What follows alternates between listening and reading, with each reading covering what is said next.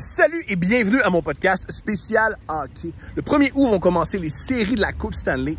Et pour se donner l'eau à la bouche, j'ai pris l'initiative de faire un podcast où on parle uniquement de hockey pendant une heure et demie. Moi et mes deux acolytes, on essaie de prévoir, de prédire ce qui va se produire dans ce tournoi historique. Parce que c'est jamais arrivé un tournoi où pas mal tous les joueurs sont en santé. Et il y a fait 4 mois qu'ils n'ont pas joué. C'est vraiment historique. C'est unique ce qui va se produire au cours de l'été et du début de l'automne. Alors, pour que tout le monde soit sur la même longueur d'onde, pour que autant les néophytes et les fans de hockey aient autant de plaisir, dans l'introduction, je vous propose de faire un récapitulatif de ce qui se passe dans le monde du hockey. Alors, on commence. Tout d'abord, pandémie mondiale, boum! Il y a un virus qui fait en sorte qu'il faut tout le temps se laver les mains et qu'on doit se tenir loin de nos grands-mères racistes.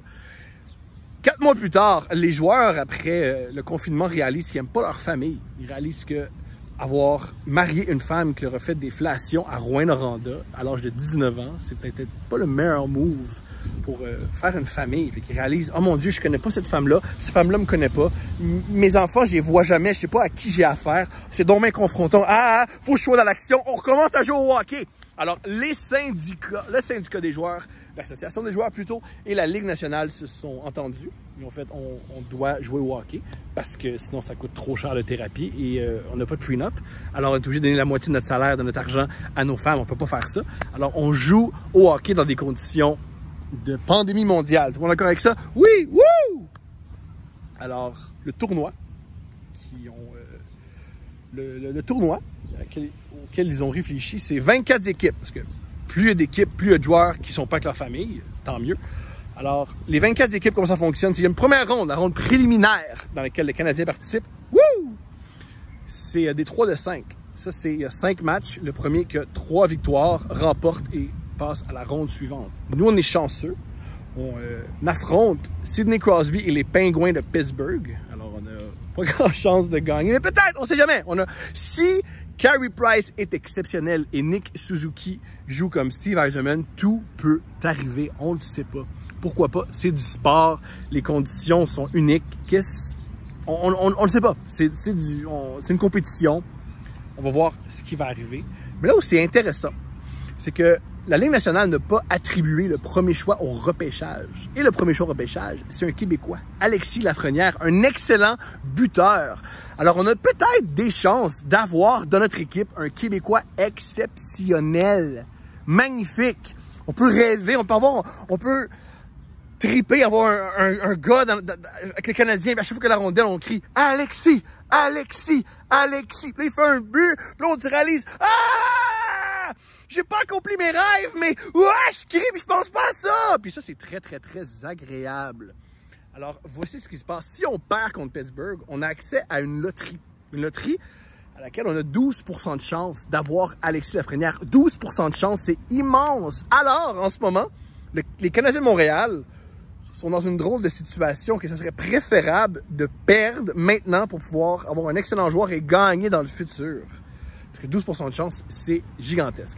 Par contre, si on bat Pittsburgh, on risque de repêcher 16e. Et si on passe à la ronde suivante, 24e. Et si on passe aux rondes subséquentes, les chances diminuent. On repêche de plus en plus tard. Si jamais, par contre, on ne sort pas premier, on va repêcher 9e.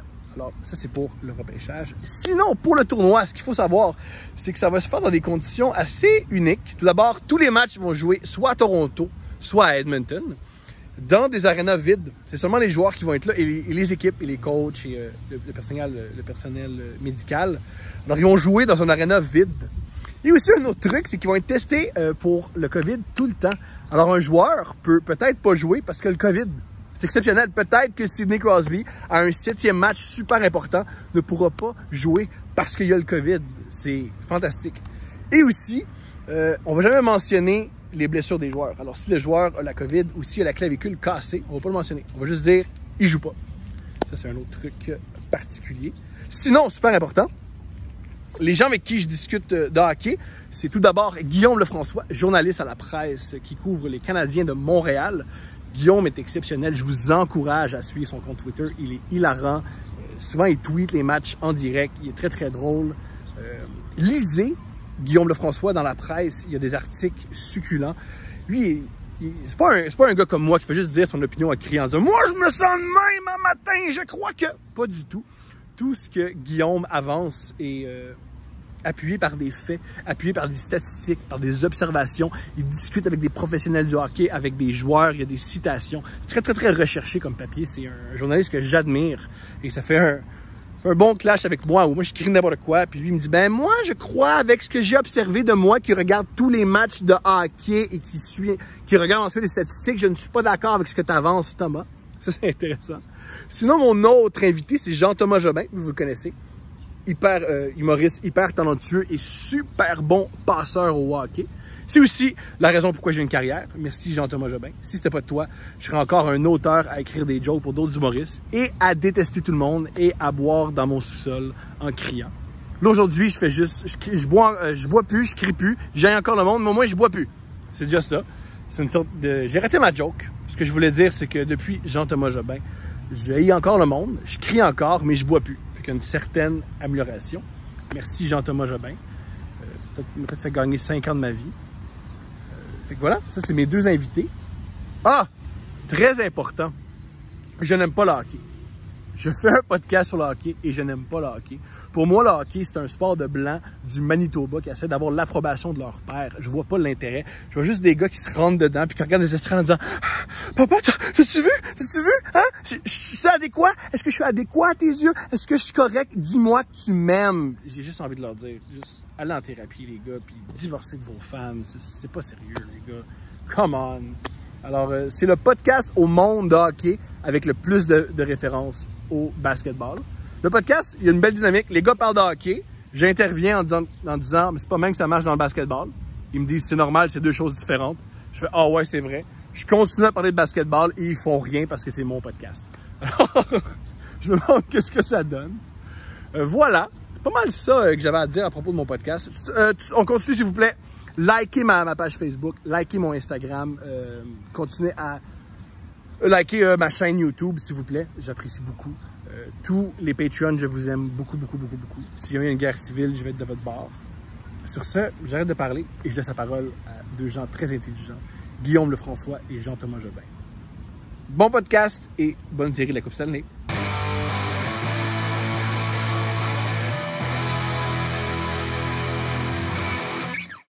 Yo, je suis très heureux. Épisode spécial, mesdames et messieurs. Spécial, le micro ne tient pas. On peut observer le micro qui descend comme un pénis quand tu prends trop d'alcool. Alors, c'est comme ça qu'on débute le podcast, très sérieusement. Puis ceux qui sont en audio, ils le voient pas, ce bout-là. Les gens qui sont en audio qui payent plus cher. Ceux qui travaillent plus fort. Puis vous manquez une pièce d'anthologie de comédie. Moi qui parle dans un micro qui va vers le bas.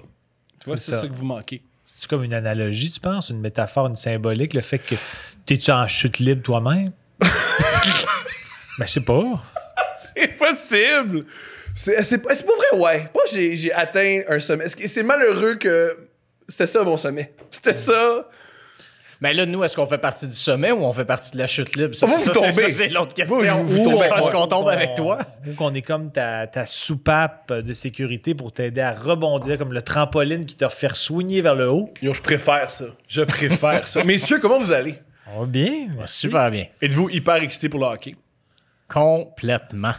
OK, première question. Pensez-vous qu'il va y avoir du vrai hockey ou ils vont abandonner pour réaliser qu'il y a une pandémie mondiale puis c'est pas une bonne idée de faire un sport de contact? Je sais Guillaume répond en premier parce qu'il est plus à l'affût. Je répondrai ensuite.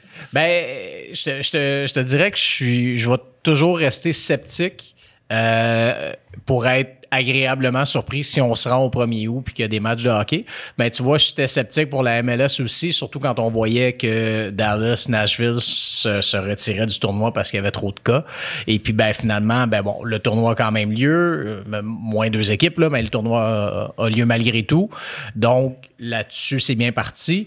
C'est sûr qu'ici, à Montréal aussi, on n'est pas dans un foyer chaud d'éclosion comme c'est le cas justement dans le sud des États-Unis. Ou la NBA, leur bulle, c'était Orlando. Ben, c'est ça, exact. Donc... Hier, il y a un tweet génial qui est apparu. Il y a une fille qui a dit « Ah, les gars m'ont invité dans la bulle de la NBA. Je pense qu'il n'y aura pas de saison. » C'est une fille juste super belle, random, qui apprécie la compagnie des millionnaires. Alors, si il y a des jeunes femmes qui se font inviter dans les parties de la NBA, peut-être que les choses vont se propager. Mais Edmonton, y a-tu tant que ça de party de toute façon? Ouh, ben, c'est tellement Pas plate tellement. Edmonton, tu peux juste inviter des prostituées.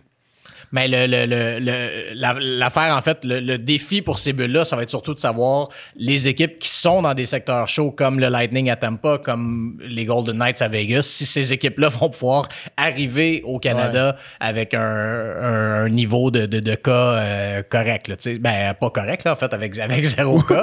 Je pense que le défi va surtout être là. À Montréal, ben, ça va être s'assurer que les petits gars n'aillent pas au public mile machin chose Fais au pas comme 10-30. si tu allais pas à chaque soir. Écoute, j'ai été le dîner une fois après un entraînement, ça a été tout, puis c'était pas pendant. Ah, est-ce que maintenant, ça va devenir, mettons, dans ton métier, un sujet dont vous allez couvrir, les gars qui font le party dans des clubs parce que c'est une question de santé publique? Ben, c'est ça. En temps normal, ça ne l'est pas du tout parce que moi, je me dis toujours, regarde, c'est des joueurs de hockey qui ont droit à leur vie privée. Puis dans un contexte normal, aucun problème avec ça. Ils peuvent faire ce qu'ils veulent. Moi, en fait, ma ligne est toujours la même. C'est s'il n'y a pas de rapport de police, c'est pas de nos affaires. Oh. C'est ça. C'est tout simplement ça. Là, par contre, on est dans une situation différente. Effectivement, c'est des questions de santé publique. Donc, s'il y a des trucs qui se passent, ben ça va amener des réflexions super intéressantes sur notre métier puis sur la ligne entre la vie privée et la vie publique. C'est pas... bon, je pense que selon les juridictions, c'est plus ou moins criminel là, ou non d'aller justement de se retrouver dans un rassemblement comme ça, mais sachant le degré de responsabilité que ces joueurs-là ont, il suffit qu'un joueur aille dans une soirée où il y a 200 personnes dans un party privé. Comme Djokovic a fait. Ils reviennent dans le vestiaire, puis ben c'est ça, exactement. Puis ils contaminent une équipe complète, puis ils fassent dérailler tout ce processus-là. Ça peut arriver, ça? Wow! Ben, si une équipe se déclare forfait parce qu'ils ont trop de cas, la façon que la structure du tournoi est... pas du tournoi, mais des séries est organisée, on dirait que c'est comme... Alors, que je suis pas tant que ça le soccer, fait que je sais pas si le fait que 2 équipes débarquent, ça a comme... Ils ont fallu qu'ils restructurent l'organigramme des séries, mais là, mettons que les Pingouins déclarent forfait, puis les Canadiens passent, puis que là, on n'a aucune chance pour la Lafrenière. Mais déclarent forfait bizarre, et ramassent les Pingouins déclarent forfait et ramassent la oui, c'est dans ça. le prix. Ça serait extraordinaire. Ils ont fait exprès pour s'auto-contaminer pour avoir plus de chances d'avoir la Lafrenière. Hey, parlons-en maintenant, on va y revenir pour la COVID. On va revenir à la pandémie mondiale. Lafrenière, Oui. Est-ce que ça vaut la peine de perdre pour lui? Est-ce qu'il est si exceptionnel que ça? Ben, moi, c'est exceptionnel. Je pense qu'il va être vraiment très bon. Je ne sais pas si c'est un joueur générationnel là, de ce que j'ai vu, mais en même temps, je n'ai pas vu jouer tant de matchs. Mais je pense que ça peut être un excellent joueur, mais peut-être pas un joueur générationnel de ce que j'ai avec vu. David Crosby. Là. Non, je pense pas, mais peut-être la coche en dessous. Peut-être une petite coche en bas de Kane, peut-être. Ben, en même temps, Kane, c'est pas mal un joueur générationnel, mais je sais pas. Mais en même temps, tu sais, Kane est générationnel, mais Kane est allié. Puis aujourd'hui, on le sait, ça se passe au centre, sinon en défense. Tu sais, tes vrais joueurs d'impact générationnel qui vont transporter une équipe sur leurs épaules. En général, c'est ça, c'est des centres où c'est ton défenseur qui va jouer 27-28 minutes. Des ailiers qui transportent leur équipe. T'as peut-être Panarin qui l'a fait cette saison avec les Rangers, mais encore là, t'as Zibanejad à côté de lui dont on parle pas beaucoup, mais qui a eu toute une saison. Mais ça reste que c'est beaucoup par le centre que ça passe. J'ai l'impression que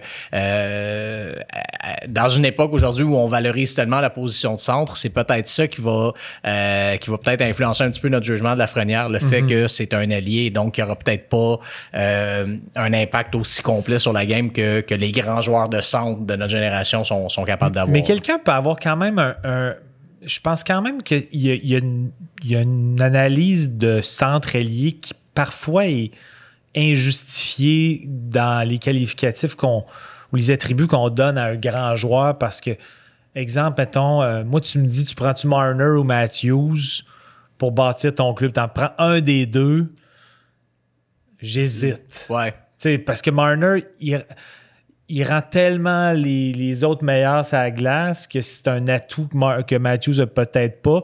Et pourtant, en général, c'est le centre qui est réputé pour nourrir les autres. Mais là, c'est Marner qui lui fait des flancs. C'est pas clair, là, dans le sens que le fait que, pour moi, Marner joue un peu comme un joueur de centre, un peu comme Kane joue un peu comme un joueur de centre parce que c'est plus un fabricant de jeu. Puis à l'inverse, Matthews est probablement le centre qui est le meilleur scoreur qu'on a vu depuis longtemps. C'est sûr que c'est un cas particulier. En même temps, notre jugement est peut-être aussi influencé parce que ça fait des années, on a l'impression qu'on voit Sidney Crosby qui joue avec des alliés qui sont pas toujours... Tu sais, Crosby a pas joué justement avec un Mitch Marner comme allié. Non. Chris Coon. C'est vrai que son meilleur allié, c'était Chris Coon. Ben, c'est ça, exactement. Pascal Dupuis. Mais souvent, je pense plus ses ailiers, il était on dirait qu'il prenait peut-être, ou il prend encore plaisir à bonifier ses ailiers, puis peut-être que ça step up sa game à Crosby. Là. Ou peut-être qu'ils font exactement ce qu'ils veulent.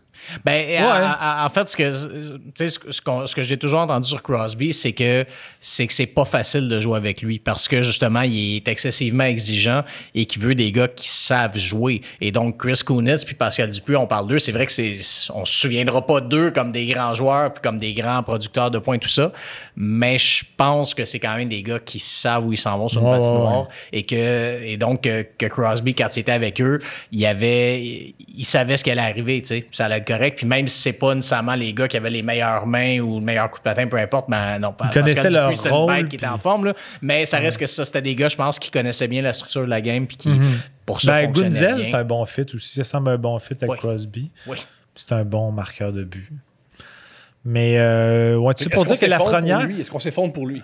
Ben, en fait, moi, il faut dire que je vais nuancer en disant que je prends pour les Canadiens, mais moins passionnément que quelqu'un qui n'a pas déjà pris pour les Nordiques, mettons, comme moi, par exemple, qui prend pour les Canadiens en attendant un retour qui n'arrivera probablement jamais des Nordiques.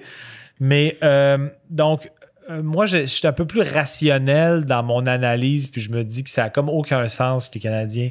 Ils ne peuvent pas tanker parce que ça serait mal vu, puis les joueurs de hockey sont trop fiers pour tanker, surtout en série. T'as peu d'années de ligue professionnelle, fait que c'est pas de perdre un an pour... Sauf si c'est une année qui va être bizarre. Je dis ça comme un gars qui veut perdre, mais c'est une année qui va être de toute façon étrange, l'équipe qui va gagner la Coupe cette année. On dirait que c'est comme...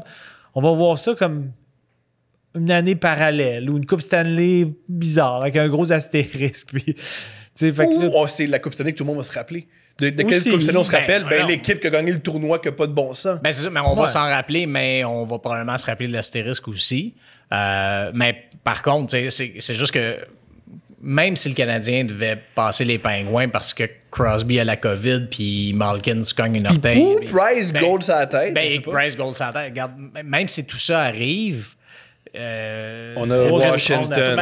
4 autres rondes après. C'est ça, parce que c'est juste la ronde de qualification. Donc, 4 autres rondes après, avec un club qui avait déjà des problèmes de profondeur puis qui a vidé son club à date limite des transactions, qui a échangé 4 vétérans. Fait que, tu sais, comme même si le Canadien battait Pittsburgh, il ira pas plus loin de toute façon. Après, je serais vraiment, vraiment le premier ça peut être le miracle des miracles. Donc, c'est sûr que moi, je pense que le 12% de chance de repêcher Lafrenière, si tu analyses ça très froidement, ça vaut beaucoup plus la peine que la possibilité de battre Pittsburgh et de se dire qu'est-ce qui va se passer après, C'est parce que l'astérisque, excuse-moi, je t'ai coupé. Non, vas-y. Non, mais j'allais juste l'astérisque n'est pas juste au fait que c'est une année atypique ou des séries atypiques, c'est aussi le fait que au moment du début de la pandémie, il était peut-être à 0,6% de chance de faire les séries. Fait qu'ils n'ont pas d'affaires. C'est clownesque. Fait que ça rajoute un astérisque encore plus en caractère gras. Il n'y a aucun rapport là. Les Blackhawks, ça n'a aucun rapport là.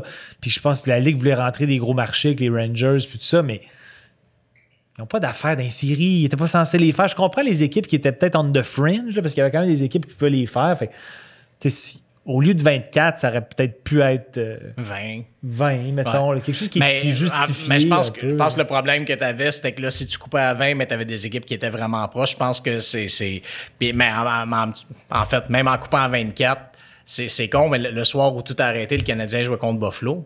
Ouais. Si Buffalo battait le Canadien, ce soir-là, Buffalo avait un meilleur pourcentage de points que le Canadien. Donc, c'était aussi serré que ça. Parce qu'il me semble que les Canadiens avaient un point de plus, mais un match de plus de jouer. C'est ça? C'était 3 points de plus, mais un match de plus de jouer.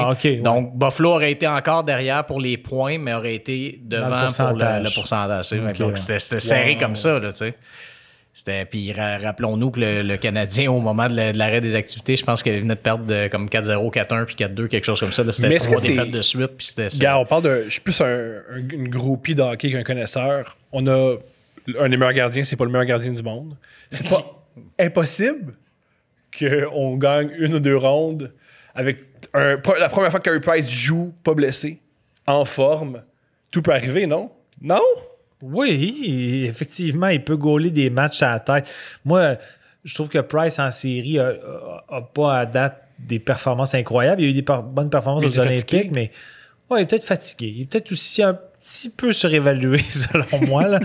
Moi, c'est pas le premier gardien que je prendrais. Là. Mais c'est un très bon gardien, sauf que je pense pas que c'est un game changer comme les gens pensent qu'il peut l'être. Il peut l'être, là, il peut avoir des bonnes séquences, mais quand même rendu, il y a 31 là, ou il y a 30, il va avoir 31. 87, 32. Si moi j'ai 31, il y a 32. Il va avoir 33 cet été. Ouais, c'est ça, le temps passe tellement vite. Ouais, c'est ça. Là, je trouve qu'il est à 33, goaler, game changer. Mais en même temps, ça fait des années aussi qui est. Là, je me fais l'avocat du diable. Là, je vous cacherai pas que je un petit peu. Je trouve que la réplique du meilleur gardien au monde commence à être un peu usée. En même temps, il est très, très, très respecté par ses pairs. Ouais, c'est ça, on le voit année après année. Il y a un énorme respect auprès des autres joueurs. Ça, c'est une chose. Puis l'autre chose, c'est que ça fait quand même des années aussi qu'il n'est pas super bien entouré. Aussi. Donc, tu sais, depuis plusieurs années, il y a chez Weber, OK. Jeff Petrie qui prend un peu de galon, puis après ça, c'est difficile. Puis bon, avant ça, oui, il y avait Piquet Souban qui est un stud, mais bon, on sait aussi que Piquet Souban n'a jamais été non plus un Niklas Lidstrom, là, on s'entend, là, c'est pas... Donc, c'est ça, tu sais, disons qu'il n'y a jamais eu la défense que, disons, Martin Brodeur a eu devant lui. Disons ça de même, là, tu sais. Oui, effectivement.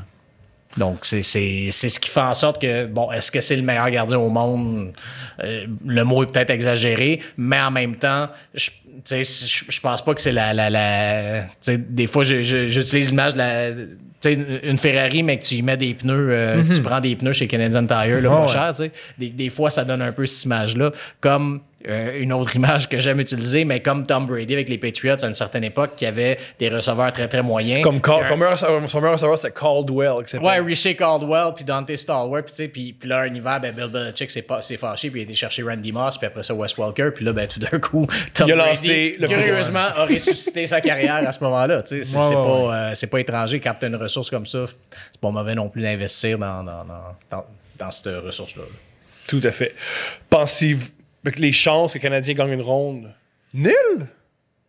Non, c'est pas nul. Parce que c'est un 3 de 5. Un 3 de 5, c'est bizarre. Puis en plus, il n'y a pas d'avantage de la glace. Partisanerie, de glace ou de foule. Ou donc est-ce que c'est. Je me trompe, il y a l'avantage de peut-être Crosby joue pas? Parce qu'ils disent qu'il y a. Oui, j'ai bien compris, ils vont pas dire que les joueurs ont le COVID, mais ils joueront pas. Alors, ils dévoileront aucune blessure, en fait. Ça, c'est politique de la Ligue nationale. Il n'y a aucune équipe qui va dévoiler l'état de santé des joueurs. Donc, quand un joueur va être absent, tout ce qu'on va dire, c'est qu'il est unfit to play ou unfit to practice. Ça va être simplement ça. Donc, que tu as une jambe cassée ou la COVID, ça va être la même chose. Mais c'est sûr qu'effectivement, s'il fallait que Crosby arrive à Toronto puis qu'un des joueurs des Pingouins sort de la bulle puis revient puis infecte Crosby puis Crosby a la COVID... C'est un game changer, tu sais. Oui, ça se peut, puis dans un 3-5 en plus. Là, ils ont quand même...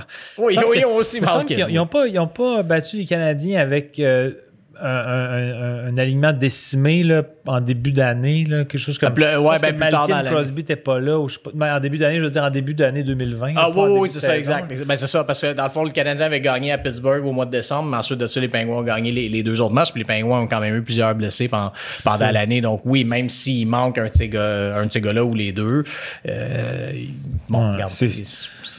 Mais je pense que ça peut être des séries vraiment random. Ce qui est bon, non? Oui, ben en fait, moi, je vois ça comme... Moi, je vais être content de revoir du hockey, mais on dirait que je vois ça comme un événement spécial. Special event NHL, un tournoi. Je vois ça comme un tournoi. On dirait que j'ai de la misère... ça va être la Coupe Stanley, mais elle va être particulière, mais ça ne veut pas dire que l'équipe n'aura pas de mérite, là, dans le sens que l'équipe qui va la gagner... Ils ont joué pendant 3 mois. Ouais, ils vont avoir gagné 19 matchs. Puis bon, Mais est-ce que c'est seulement la ronde de qualification, c'est ça, seulement la ronde de qualification. C'est ça. Donc, c'est sûr qu'après ça, dans les 4 de 7, ben là, tu réduis les chances de surprise, justement, que tu as dans un 3-5. Là. Il y a ça aussi qui pourrait équilibrer les choses, mais effectivement, le 3-5, ça, oui, ça pourrait, ça peut se passer vite. Il suffit, là, c'est con, mais il suffit aussi simplement qu'un gardien soit pas sharp. On va dire que, je sais pas, si les Pingouins décident d'y aller avec Matt Murray, il y a un mauvais premier match, ils perdent à cause de ça. Il renvoie pour le deuxième match, il s'en fait passer 2 au début. Tu sais, rapidement, tu perds 1-0 dans la série, puis t'es dans le trouble dans le premier match, puis là, tu fais ton changement de gardien. Il est peut-être tard pour faire ton changement de gardien rendu là. Tu sais, dis toi-même, si tu perds 2 matchs dans un tournoi loufoque, est-ce que tu te défonces pour revenir dans la série ou tu te dis, mais ça, on perd, on a des chances d'avoir un joueur exceptionnel? Oui. C'est là que l'intégrité de la game va être vraiment intéressante à suivre. Quand même, ça reste une chance sur 8. T'sais, moi, souvent, en fait, moi, c'est un des problèmes, pas un problème, mais une chose que je trouve qui est un peu mal faite par rapport à la loterie, le 18,5 %, qui est le taux le plus élevé de chance si tu as fini dernier. Pour moi, c'est pas assez élevé. Je trouve qu'il y a trop de clubs dans le boulier. Puis je trouve que l'équipe qui a fini dernier, qui a fini en queue de classement, devrait avoir, mettons, un genre de 35-37 %. C'est juste pour pas que tu tankes, parce que t'es même pas une chance sur 2 de l'avoir, mais 18,5 % ou ça à peu près. Oui, ben c'est ça. Mais en même temps, Toronto avait solidement tanké il y a quelques années. Ils avaient ramassé Austin Matthews finalement. C'était pas 20 % à ce moment-là, il me semble. C'est ça, exact. Les pourcentages ont évolué avec les années, mais c'est ça. Il y avait quand même le problème du tanking qui était là puis qui ont essayé de limiter avec ce système-là. Donc oui. Après ça, une équipe qui passe 0-2... La seule chose là-dedans, oui, je pense que d'un point de vue d'administrateur, c'est-à-dire du point de vue du DG, oui, ça peut être tenté de faire d'y penser comme il faut puis dire OK, ça, mais il n'y a aucun joueur, aucun coach et aucun coach, exact, parce que eux sont dans le day-to-day. Pas d'intérêt, le coach n'a aucun intérêt. Le coach, ils peuvent bien repêcher Lafrenière cet automne. S'il commence la saison avec 6 défaites en 8 matchs, ça se peut qu'il perde sa job à ce moment-là puis qu'il coach à peu près jamais Alexis Lafrenière de toute façon. Le coach n'a aucun intérêt là-dedans. Ils sont très, très, très conscients de la précarité de leur emploi. Donc, je pense que eux, les choix de repêchage, non. Par contre, c'est sûr qu'un GM, lui, oui, un choix de repêchage comme ça peut sauver ça peut lui donner une couple d'années de sécurité d'emploi. Donc, oui, mais en même temps, après ça, est-ce que le GM va aller imposer ses choix au coach puis dire tel joueur, ce serait mieux de pas le faire jouer parce qu'il est mal à la main. Tu sais, non, c'est ça. Fait que là-dessus, non, mais c'est sûr que ça va... en fait, le plus gros risque que je vois, c'est plus en termes d'image pour la Ligue nationale, c'est-à-dire que si... Prenons l'exemple Canadien-Pittsburgh. Les Pingouins perdent 0-2 dans la série parce que, peu importe. Puis là, tu arrives au match numéro 3. Pourquoi c'est pas on joue très, très bien? Notre équipe de hockey est exceptionnelle. Non, mais regarde, peu importe. Tu arrives à 0-2. Puis là, les Pingouins, le matin du troisième match, disent Crosby, Malkin, unfit to play.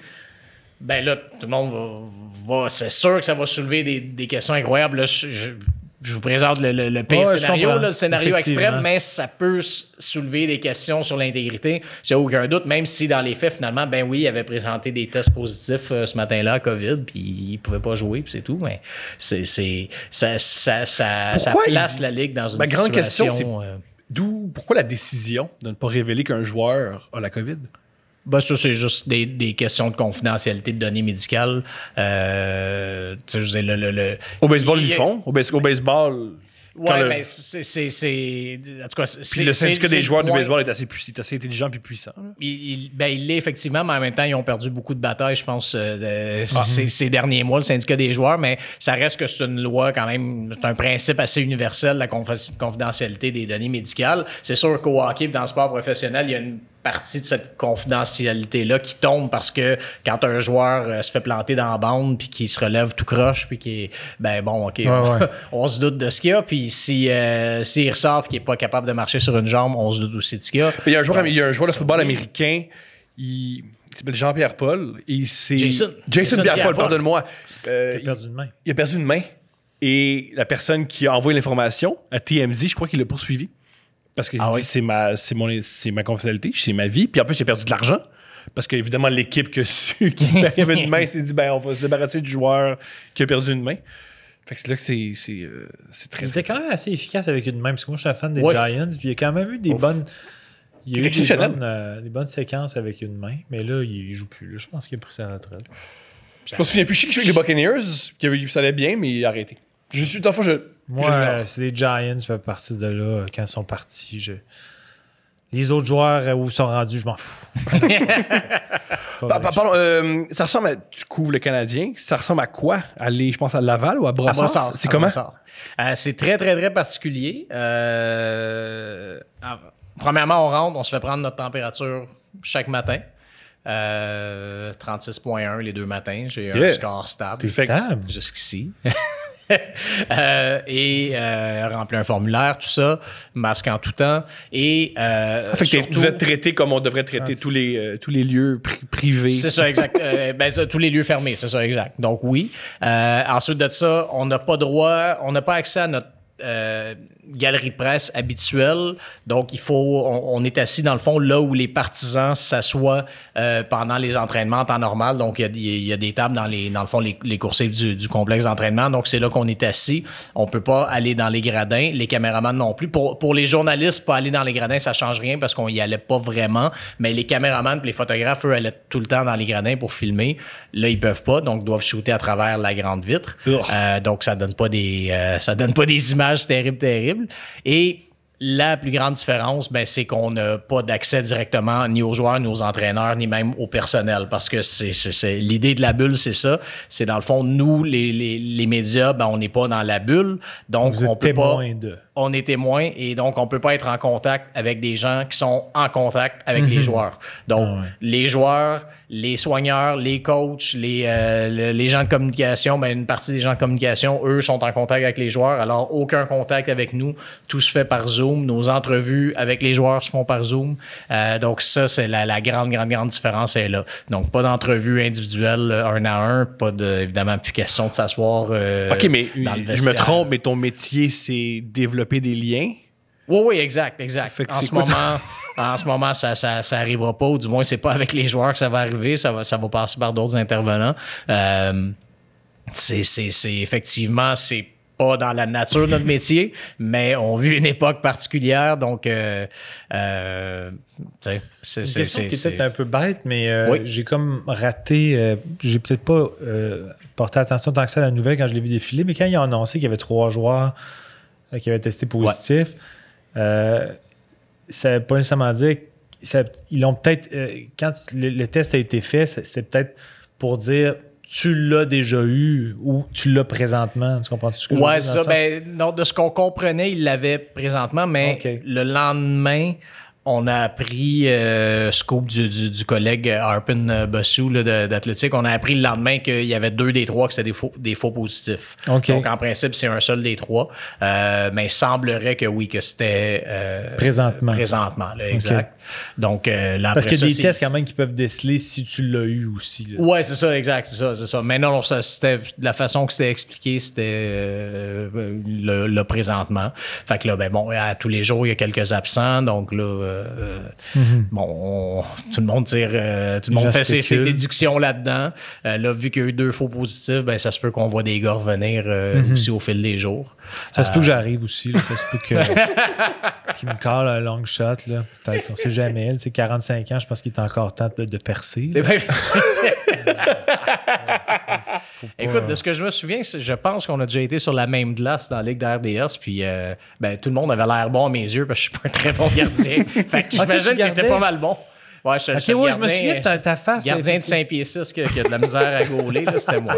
Ah ouais, je me souviens au YMCA. Ouais, à Hochelaga, exact. La pire glace! En fait, non, la qualité de la glace est le fun, sauf que moi, je trouve que les ondes sont trop petites. Les ondes sont trop petites. Fait que moi, ça a vu que... Je dis la pire glace, mais je sais pas patiner. Qu'est-ce que j'en sais? Effectivement, toi... La pire glace. Apprends à patiner, Tom. Après, tu vas pouvoir donner ton opinion sur les glaces. Ces critères Ouais, ou juste mettre mes culottes à l'endroit. Oui. Déjà, Première ça, étape. La première fois que je l'ai vu jouer, il avait mis ses culottes à l'envers. Ses pads, il avait l'air de pendouiller de ses bas. Il n'y avait pas de jartel.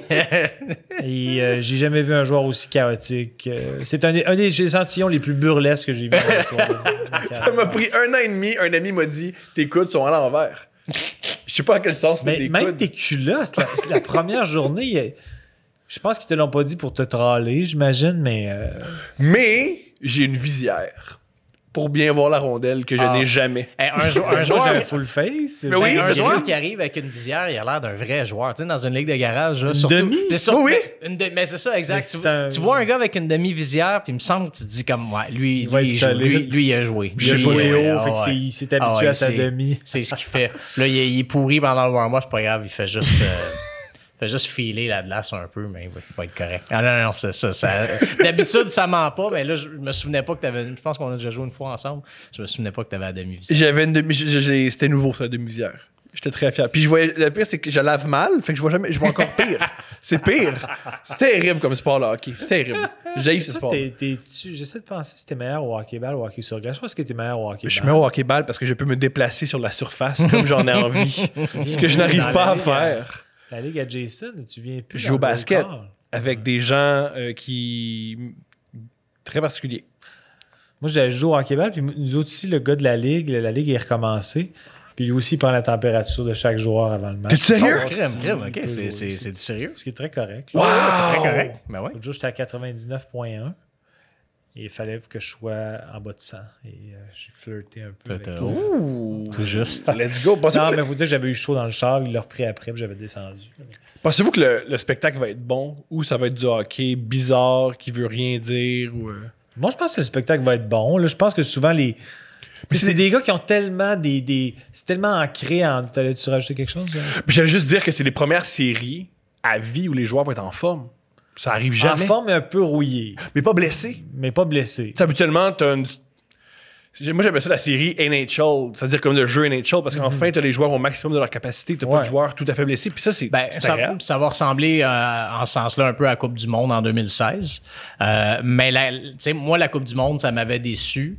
Et je m'attendais à être déçu de toute façon. Parce que Le truc là, où il y avait l'équipe Team Europe. ouais, les moins tout ça. 23 puis l'équipe Ouais, Europe, c'est mais c'est bizarre. ça. Ah, ça, sauf c'était que- cool, sauf la que team c'est- moins mais c'est 23. ça, justement, c'est Je trouve que ça je suis ridicule. juste pas sûr à quel point tu sais, ça prend une dimension émotive aussi là-dedans. Puis tu sais, je suis pas sûr que la Coupe du Monde, qui était un tournoi quand même assez inventé de toutes pièces, avec des équipes inventées qui ont jamais vraiment existé. Tu sais, je suis pas sûr à quel point que ça allait vraiment que ça soulevait les passions. Puis là, je parle pas juste des partisans, mais aussi des joueurs, comme ça peut le faire pour une Coupe Stanley. Tu sais. Donc c'est pour ça que là-dessus, je pense que oui, les gars vont être en santé, puis vont avoir la motivation habituelle. Puis après ça, ben, j'ai regardé un petit peu d'MLS depuis que ça a commencé. Je n'ai même écouté à la radio. Puis honnêtement, c'était correct. J'étais capable de... C'est sûr, j'étais capable de me passer du bruit de foule, si on veut, du bruit d'ambiance. C'était correct. Je regardais les joueurs aller et j'avais l'impression de voir la même intensité en temps normal. Ben, On il va va voir avoir pour le hockey, là, mais- une intimité intéressante. Là, moi, je suis pas un fan de soccer, fait que je l'ai pas encore écouté. Mais il risque d'avoir une intimité intéressante où tu entends un peu plus les discussions entre Ouais. les joueurs ou entre les coéquipiers. En UFC, c'est cool parce que t'entends les coachs Ouais. Ah ouais. parler pendant le combat. FSI, c'est vraiment fun. Ouais, en fait, c'est pour ça que je vois ça. Puis un peu comme t'entends pas les fans de UFC, ce qui est très agréable. Ah ouais, Ils sont plus en passé. J'adore le UFC, mais j'haïs les fans de UFC qui se déplacent, qui boivent du Monster puis de la vodka. Je peux me passer d'eux, là. Oui, c'est correct. Tu travailles comme agent de sécurité dans un Walmart, là, ça va, là. Mais c'est pour ça que je vois ça comme un événement un peu à part. Et autant pour le fait que c'est un tournoi qui n'a pas les mêmes règles que d'habitude ou qui a été arrangé pour l'occasion, mais aussi justement d'un point de vue spectacle télé, ça serait pas la même affaire, ça va être une adaptation. Ils vont-tu décider à un moment donné, comme au basket, de mettre un peu de musique pendant le match pour pas que ça soit trop vide? Il va y avoir des ajustements. C'est sûr qu'à un moment donné, le broadcast télé va être un peu plus analysé que d'habitude, plus décortiqué. Mais là, on essaye telle affaire parce qu'il y a des bouts, c'est un peu vide ou ils vont dire, pouvez-vous parler un peu plus? Ou peux-tu décrire constamment? Marc Pierrot décrit constamment. Je sais pas si c'est clair, ça, si finalement, pour la ronde. Non, c'est peut-être qu'il va réaliser mon moment... fantasme que un des commentateurs, c'est Régent Tremblay, qui fait juste expliquer des anecdotes de brosse des instants 10 du Canadien. C'est juste ça. Puis il dit des affaires du genre, à l'époque, là, une femme, tu peux la traiter comme une femme. Puis il explique que lui, une fois que Lafleur, là, ils sont passés à la même fille, puis c'était cool. Tu vois, Régent Tremblay. Ça, c'est mon rêve. Mon rêve absolu, c'est que tu donnes 2 verres à Régent Tremblay, un cigare, puis tu fais. De quoi t'as envie de parler, Régent? Puis là, il fait. Ben, je te le souhaite, Thomas. Je m'ennuie de Fabienne. Fait, OK, let's go, Régent. Ça serait extraordinaire. Ben, regarde, dans tous les cas, je pense que ça va pousser les broadcasts à se réinventer, ça, c'est sûr. Tu sais, il y a du monde chez NBC Sports qui doivent se tourner les pouces depuis comme 4-5 mois, qui ont rien à présenter, qui vont juste des reprises. Même chose à TSN Sports, RDS, TVA, partout. Je veux dire, ils ont juste ça à penser et ils savent que ça s'en vient depuis des mois. Moi, je pense que ça va donner quand même des broadcasts assez innovateurs. Je sais pas s'ils vont t'amener dans le brainstorm, là, mais je veux dire, ça va être plein d'occasions pour que les broadcasts se réinventent. Donc, tu sais, moi, je pense que ça va être intéressant. Est-ce que vous pensez que ça aurait fait peut-être une meilleure idée si, au lieu d'avoir les vraies équipes, les gars se font leurs propres équipes? T'as l'équipe avec David, t'as l'équipe avec Crosby, chacun choisit, t'as des super équipes, des amis qui jouent contre des amis. Là, je l'aurais pas écouté. Non? Non, là, je pense que les étoiles, j'ai jamais regardé un match des étoiles. c'est ça, justement. C'est le même. T'as raison. Ben ouais. Un truc comme ça, c'est ça. Tu tombes dans la dynamique du match des étoiles, puis le match des étoiles, c'est vraiment purement pour les La seule étoile qu'on je veut, pense, c'est Régent Tremblay. On te le laisse, ton régime.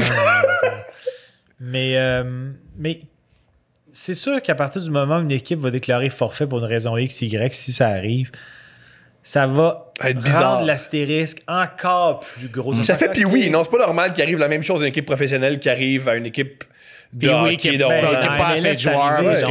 C'est arrivé dans la Ils en ont mal au ventre.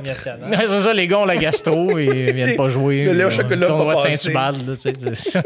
Je sais pas. Moi, si mettons une équipe mène 2-0 dans une série puis qu'ils développent des cas de COVID puis que ils sont obligés... se font monter. Ben non, même pas remonter. Ils sont obligés d'abdiquer parce qu'ils n'ont pas assez de joueurs ou qu'importe. Puis que l'équipe qui perdait 2-0 passe par défaut. C'est tout ça, ça rend ça vraiment chaotique. Mais c'est ça. Ça va faire sûrement un chaos divertissant, mais qui va rendre ça juste à part. Une Coupe Stanley très à part. En fait, ça va l'être justement si la COVID devient hors de contrôle et s'il y a des éclosions dans des équipes qui mènent à ça. Sinon, si c'est joué de façon relativement normale, regarde, est-ce qu'une équipe va perdre 2-3 joueurs importants à cause de la COVID? Oui, ça se peut, mais en même temps, dans des séries normales, Patrice Bergeron, ça se peut qu'il se casse le pied, puis ça se peut que Chara aussi soit blessé. Ce qui est fou, c'est hockey. Mettons, pour prendre Patrice Bergeron, il a déjà joué avec un poumon perforé. Ben oui, mais c'est ça. Mais pas la COVID. Il va virer fou. Les gars vont virer fou. Ils sont habitués de jouer avec des clavicules cassées. Tu dis, ouais, mais t'as testé positif, mais tu fais sans rien. Il n'y a peut-être aucun symptôme, c'est ça. Tu peux rien faire. Ils vont. Wow. Il y a des. Wow. Moi, ce que je prévois, il y a un joueur qui va faire une crise. Parce qu'il peut pas jouer. Ça, c'est ma prédiction de gars. Sûrement. Puis si ça se trouve, il y en a Brad Marchand peut plus mort de personne. Les combats, ils ont annoncé par rapport au combat. Non, ils n'ont rien dit. Ils n'ont rien dit, mais honnêtement, je pense que ça ne changera rien.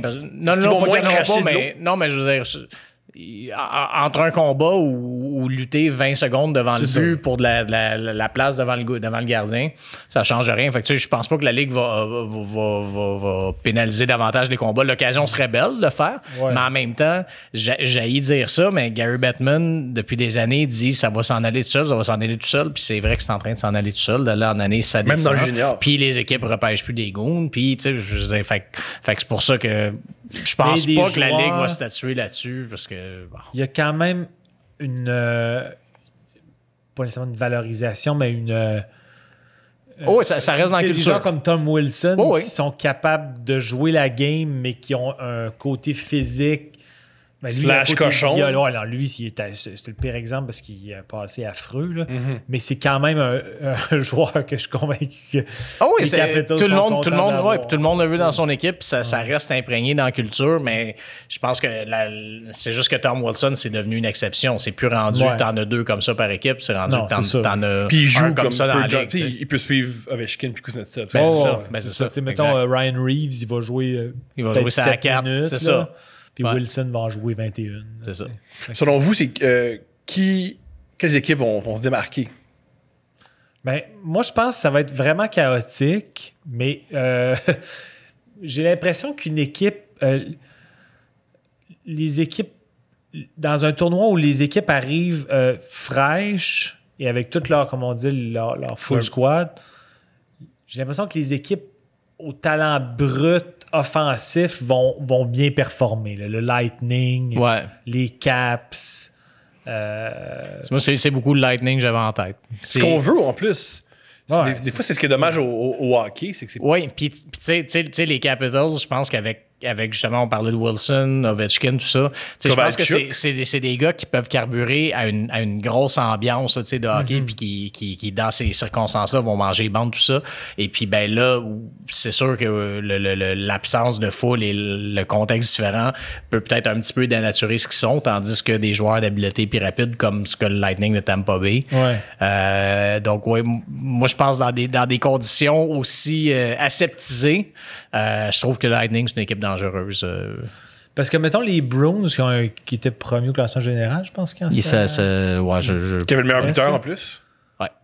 C'est bien. Ouais, c'est cool, je pense. Pasteur. C'est pas que c'est cool avec Ovechkin, je pense. Pas sûr, mais il me semble. Qu'importe. Il faisait beaucoup au début. Il faisait beaucoup de buts, Pasternak. Mais comme les Bruins, on dirait que la notion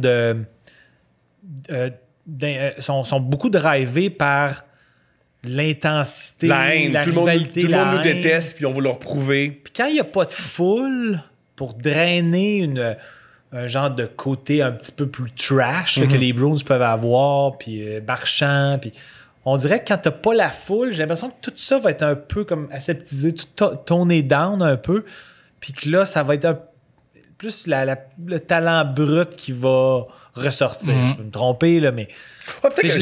La recherche à faire, il faudrait regarder la fiche des équipes à Phoenix, à Brooklyn et puis en Floride, à Sunrise. Puis là, les meilleures équipes dans ces contextes-là c'est eux qui font bien jouer. De huis clos ou presque. Là, c'est là qu'on va voir les vraies bonnes équipes. Là. Mais dans l'Ouest... Tu vois, je pense que c'était les Blues qui étaient premiers dans la conférence. Mais on dirait que je ne sens pas, les Blues, cette année. Mais on les sentait pas l'année dernière aussi. On les sentait pas partout. Ils sont habitués. Mais j'ai l'impression que les Oilers, le fait que ce soit à Edmonton, je pense qu'ils vont bien performer. Ils ont un gros club. C'est une mauvaise décision d'avoir fait ça à Edmonton, Toronto. D'un point de vue santé, non. Là. Oui. Non, mais d'un point de vue de pandémie, Edmonton, c'est probablement le meilleur choix. Exact. Toronto, je pense que c'est quand même assez bien contrôlé, mais pour ça, je pense qu'ils font la finale à Edmonton parce que c'est un peu plus sécuritaire. C'est ça, exact. C'est encore plus sécuritaire. Mais tu sais, l'autre chose, la façon que les bulles sont composées, ben, je suis pas convaincu qu'il y a un grand avantage de la glace de toute façon pour. Fait que tu sais, le fait que ça ait lieu à Edmonton et que les on a dit que Carey Price est surévalué, peut-être que l'avantage de la glace est surévalué. Peut-être qu'on va réaliser ça. Non, mais il n'y aura pas d'avantage de la glace parce qu'il n'y aura pas de foule, mais c'est quand même la ville. Les Oilers vont jouer dans leur ville. Ouais, ils vont jouer dans leur ville, mais en même temps, comme ils vont être dans la bulle, je veux dire que cette bulle-là soit Edmonton. Ils sont à l'hôtel. Tout ce que ça change, c'est à peu près, c'est juste qu'ils vont savoir où ils vont dans l'aréna, là, mais je veux dire, à part ça. Mais est-ce que les médias locaux vont peut-être quand même plus suivre le truc? Peut-être pas. Dans le sens que j'aimerais ça que les Oilers se rendent loin parce que j'adore Draisaitl et McDavid. Fait que c'est juste du wishful thinking. Moi, c'est ce qui m'excite de ce tournoi-là, peut-être. J'espère, je le souhaite. Non, mais t'écouteras aucune game, Tom, on va se le dire. Ta fille va pleurer et va faire comme ma fille est tellement plus importante que le sport. S'il y a du basket avant le temps, tu vas regarder le basket. Ouais, c'est vrai. Ouais, c'est voilà. C'est un gars de basket. Oui, les gars, ils crient, ils sont le fun. En tout cas, bref. Puis aussi au basket, je sais pas comment ils vont faire ça, mais les joueurs ont peur des micros sur la glace. Parce que ce qu'on sait pas au basket, c'est qu'ils disent des choses très vulgaires. Ouais. Puis en même temps, ils vendent des chaussures à des enfants. Puis peut-être que ces deux choses-là vont venir clasher. Ouais, ça, je suis pas sûr que le langage sur sa patinoire est tellement mieux non plus pour les joueurs de hockey. Donc, non, même un peu plus homophobe, je pense, au hockey. Il y a des commentaires qui passent moins en 2020. Il y a eu des cas. Il y a eu quelques cas avec les années. Fait que, oui. Je pense que ça doit être à peu près l'équivalent. J'aurais l'impression que le hockey, c'est plus trash dans le trash talk. Mais je peux me tromper. Mais... non, je pense qu'au basket, non. Je pense qu'au basketball, c'est pire. Oui, parce qu'au basketball, ils peuvent pas se frapper. Fait que tu peux aller beaucoup plus loin. Ouais, possible. C'est vrai qu'on C'est une des raisons pour qu'au basketball, les joueurs sont aussi exubérants, ils sont libres. Tandis qu'au hockey, si tu as un comportement que les autres n'aiment pas, tu as des coups de bâton dans le visage. Ce qui fait en sorte que tu changes. Peut-être, t'as peut-être raison. Il n'y a pas de bataille au basket. Il y a beaucoup de hey! Il y a quelques fois de... Très peu. Ben oui, une fois, ils sont battus avec la foule. Ils se battent pas entre eux, ils se battent contre le public. Non, mais des fois, mettons, un dunk trop agressif, le gars tombe. Il se lance le ballon. Ben non, au basket aussi, ils sont obsédés. Au hockey, je sais pas pourquoi ils n'ont pas la même obsession. Au basket, ils sont obsédés par leurs mains. C'est pour ça qu'ils leur jamais de coups de poing. Si tu casses un doigt, tu peux perdre la carrière. Ouais. Tu peux... Techniquement, au hockey aussi, tes doigts, c'est assez précieux. Techniquement, mais au basketball, ça sert à rien. Tu peux pas contrôler le ballon. Non, je suis d'accord. Je suis pas un joueur de basket comme toi, mais... Tu es un joueur de basket. Juste que il faut juste que je suis très bon au sortir. 21. Je suis assez fort au 21. Mais en match, je suis pas très bon. Mais au 21, quand je pogne un beat, je suis étonnant. Yeah! la finale, ça va être qui, selon vous? Ben, pas le choix de mettre Tampa. On en parle depuis tantôt. J'ai pas vraiment le choix d'y aller avec eux. Dans l'Ouest, depuis le début, j'ai l'impression que c'est très wide open. Puis oui, ça se peut qu'une équipe comme les Oilers ou peut-être même les Canucks nous surprennent. Là, les Canucks sont dans le tournoi? Ben, les Canucks ont une bonne saison quand même. Oh, wow! Puis ils ont fait des bonnes acquisitions.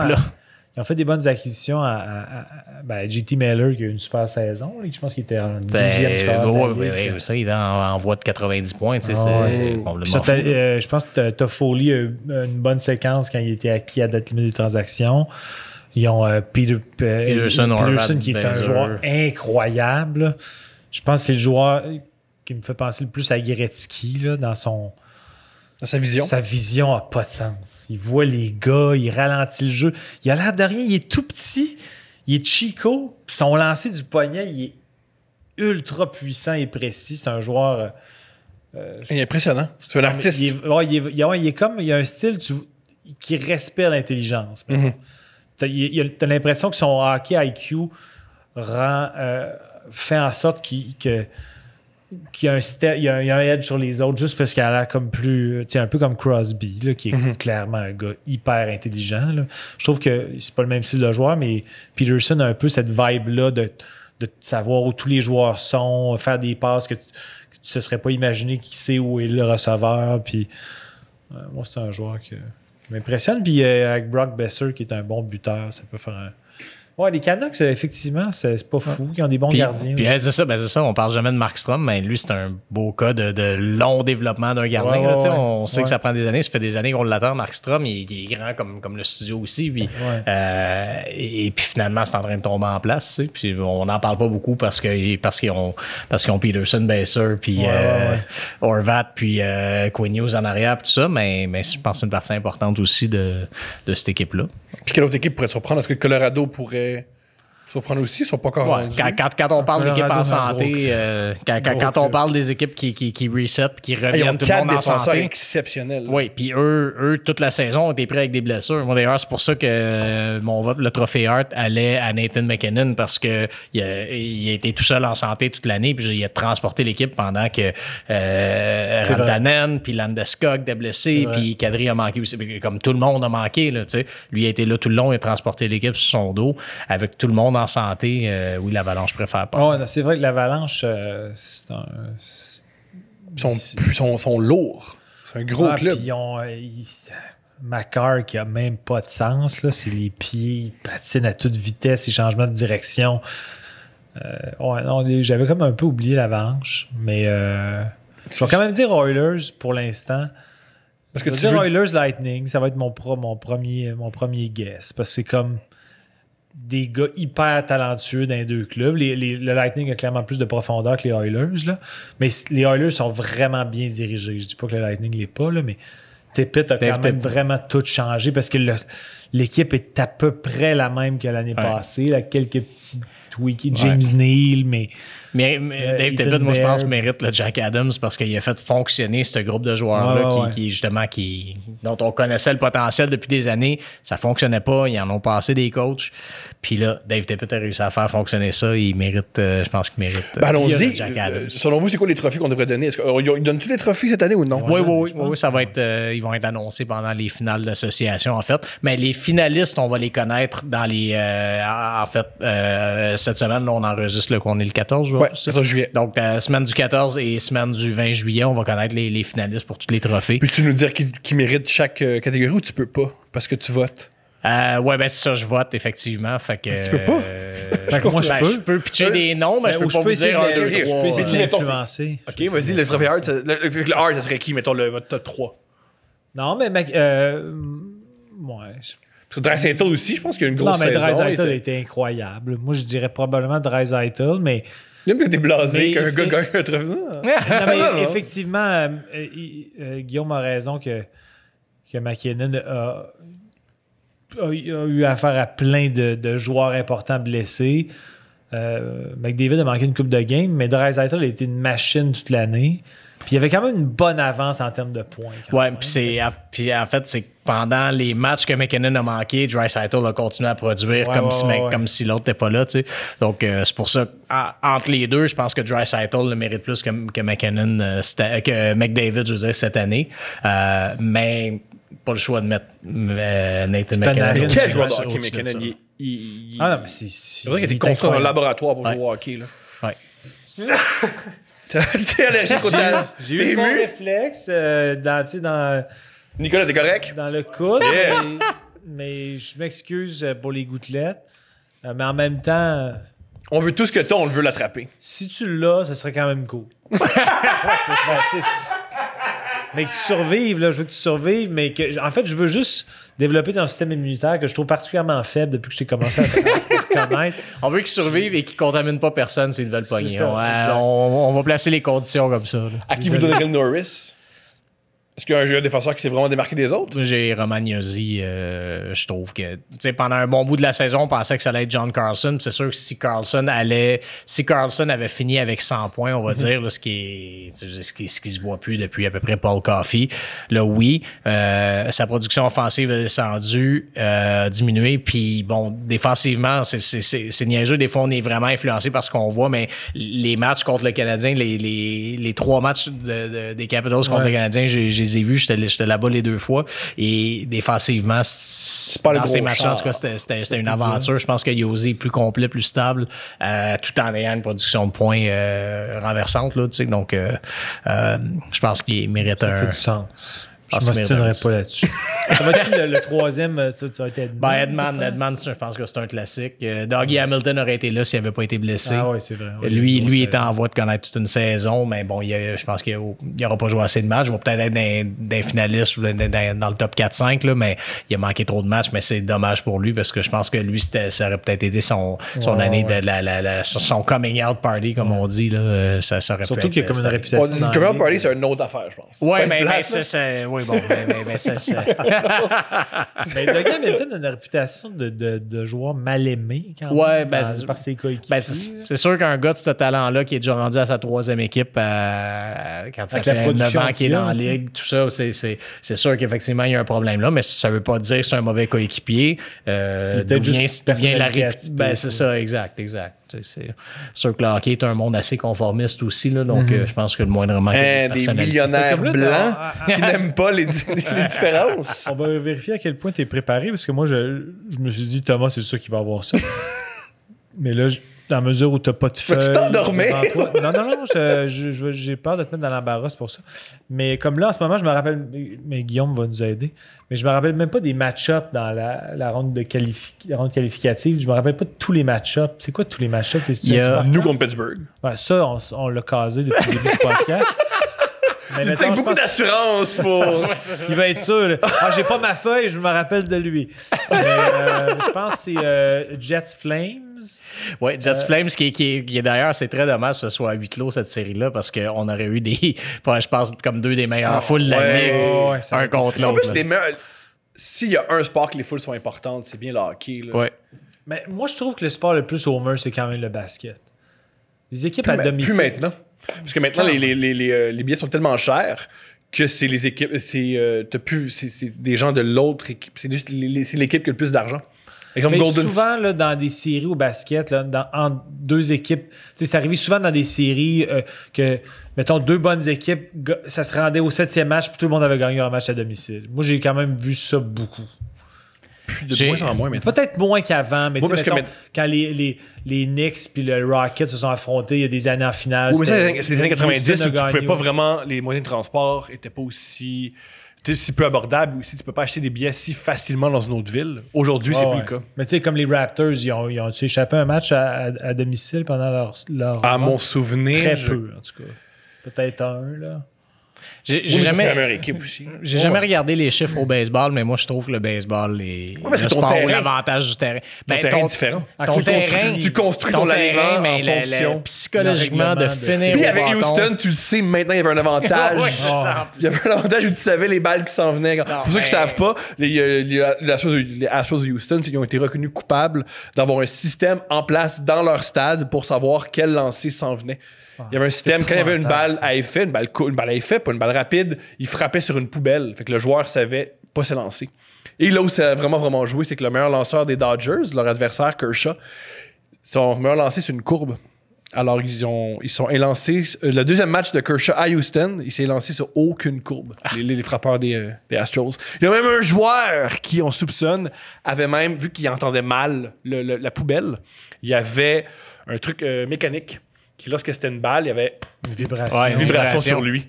C'était José Altuve, je me trompe. Oui, voilà. Ouais. Qui voulait pas demander. C'est vraiment pas chic. Puis il a pas voulu, parce que généralement, quand tu fais un point pour gagner le match, on te déshabille, ce qui est une drôle de tradition de baseball. Une des raisons pourquoi je pleure en mentionnant ce sport. Il a refusé qu'on le déshabille. Parce que il y avait le truc qui le. Tu sais, ce qui était fascinant de ce match-là en particulier, c'est que les caméras de Fox avaient capté Altuve, tu sais, qui faisait signe au gars, genre, tirez pas mon chandail, bon. Et là, Ken Rosenthal fait son entrevue d'après-match avec Altuve après et lui dit « Oui, on t'a entendu à la caméra, où on te voyait à la caméra, t'avais pas l'air de vouloir qu'on déchire ton chandail, qu'est-ce qu'il y en a? » Il dit « Ah, I'm a little shy. » Je peux dire. Sais-tu pourquoi il dit ça? Son excuse, c'était « J'ai un nouveau tatou puis ma femme veut pas qu'on le voit. » c'est ça, exact. Il a mis ça sur sa femme! Ben il a mis ça sur sa femme! C'est la pire excuse. Spontanément, cette excuse-là? Ben moi, si j'étais impliqué dans un scandale de trichage... J'essaierais de pas impliquer quelqu'un d'autre. Moi, je dirais c'est Steph. C'est elle. Pas du monde. Puis ma fille, là, qui est tout le monde. Les gens en dessous de l'autobus. Là. Mais c'est la meilleure histoire. Eux, c'est les seuls heureux de la pandémie. Parce qu'on les a oubliés. Oui, ça parce que en plus, tous les joueurs de tous les adversaires disaient nous, quand on va jouer à Houston, on les atteint, on s'en fout. On leur lance des balles. Mais ça, j'ai peine à croire qu'ils n'ont pas retiré leur titre. Ils ont dû y penser. Mais c'était tellement un sport conservateur, mais ça aurait été une décision vraiment audacieuse, mais qui aurait été applaudie. Bien sûr. Ça l'aurait été, mais en même temps, je pense que ce scandale-là fait en sorte que, oui, ils ont leur championnat, mais toutes les retombées positives, ils sont en train de les perdre. Là, je pense que l'organisation... Il y a aussi le coach des Red Sox qui a perdu sa job par association. Ouais. Pas parce qu'il a recréé ça Oui, il semblerait. Il a recréé ça Il y a des rumeurs. Que Mais c'était moins officiel, moins de preuves qu'il y a eu pour Houston. Moins de preuves parce qu'ils n'ont pas fouillé. Ouais, mais les équipes. Moi, je pourrais pas être un joueur. Les équipes de Boston, ça triche pas, là. Mais je pourrais pas. Le meilleur scandale des Red Sox, c'est quand il y avait une super bonne saison, puis ils se sont effondrés. Puis ils ont appris qu'il y a des joueurs pendant le match qui allaient manger du poulet frit. John Lester qui mangeait du poulet frit dans l'abri. Ça, c'est exceptionnel! Cette saison-là, on lisait les histoires de cette saison-là, puis tu sais, comme l'année du centenaire du Canadien, ça va l'air de la petite bière à côté des Red Sox et le bordel qu'il y avait dans cette équipe-là. Là, truc que j'ai déjà. Non, je sais pas. Ok, non. Vas-y. Vas-y. Non, mais j'allais juste revenir au hockey parce que c'est moi qui Excuse-moi, j'ai bien fait preuve de rigueur ici. Merci de nous ramener. Merci de faire la job de l'animateur. Très bien. Les autres, il y a Columbus. Si tu comptes. Nicolas, veux-tu nous dire les affrontements? On a Nicolas qui a accès à Internet. C'est intéressant. C'est super intéressant, Internet. Il y a plein d'affaires que tu peux faire là-dessus. Il y a Minnesota contre Vancouver. Minnesota, Vancouver. Dans l'Ouest, qui est... C'est intéressant, ça? Ben, Vous avez intéressant facile. Minnesota, une saison, ils ont changé de coach. Ils ont steppé up après. Je lance ça, parce qu'il faut tuer du temps. Faut pas tuer du temps, je me calme, là, mais bref.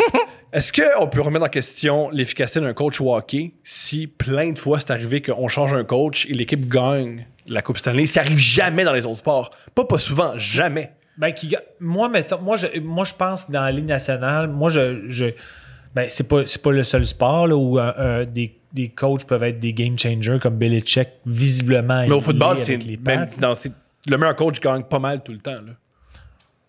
C'est un sport de stratégie. C'est des échecs et des êtres humains, c'est autre chose. Mais le hockey, il y a des coachs là, comme voyons. Le coach des Islanders en ce moment. Barry Trotz. Barry Trotz, c'est clairement un game changer. Il gagne partout. Ouais, avec des ressources souvent. La seule fois qu'il y a des ressources, puis la seule fois qu'on est Ovechkin, il est allé chercher une coupe. Ouais. Mais tu sais, avec les Islanders, sa première saison, ils ont perdu en 4 contre. Mais ils sont rendus. Ils ont perdu super saison. Non, mais c'est ça, ils sont rendus. C'est ça. Puis c'est clairement un coach qui fait une différence. Moi, je comprends pas pourquoi les Devils n'ont pas engagé Gérard Galland.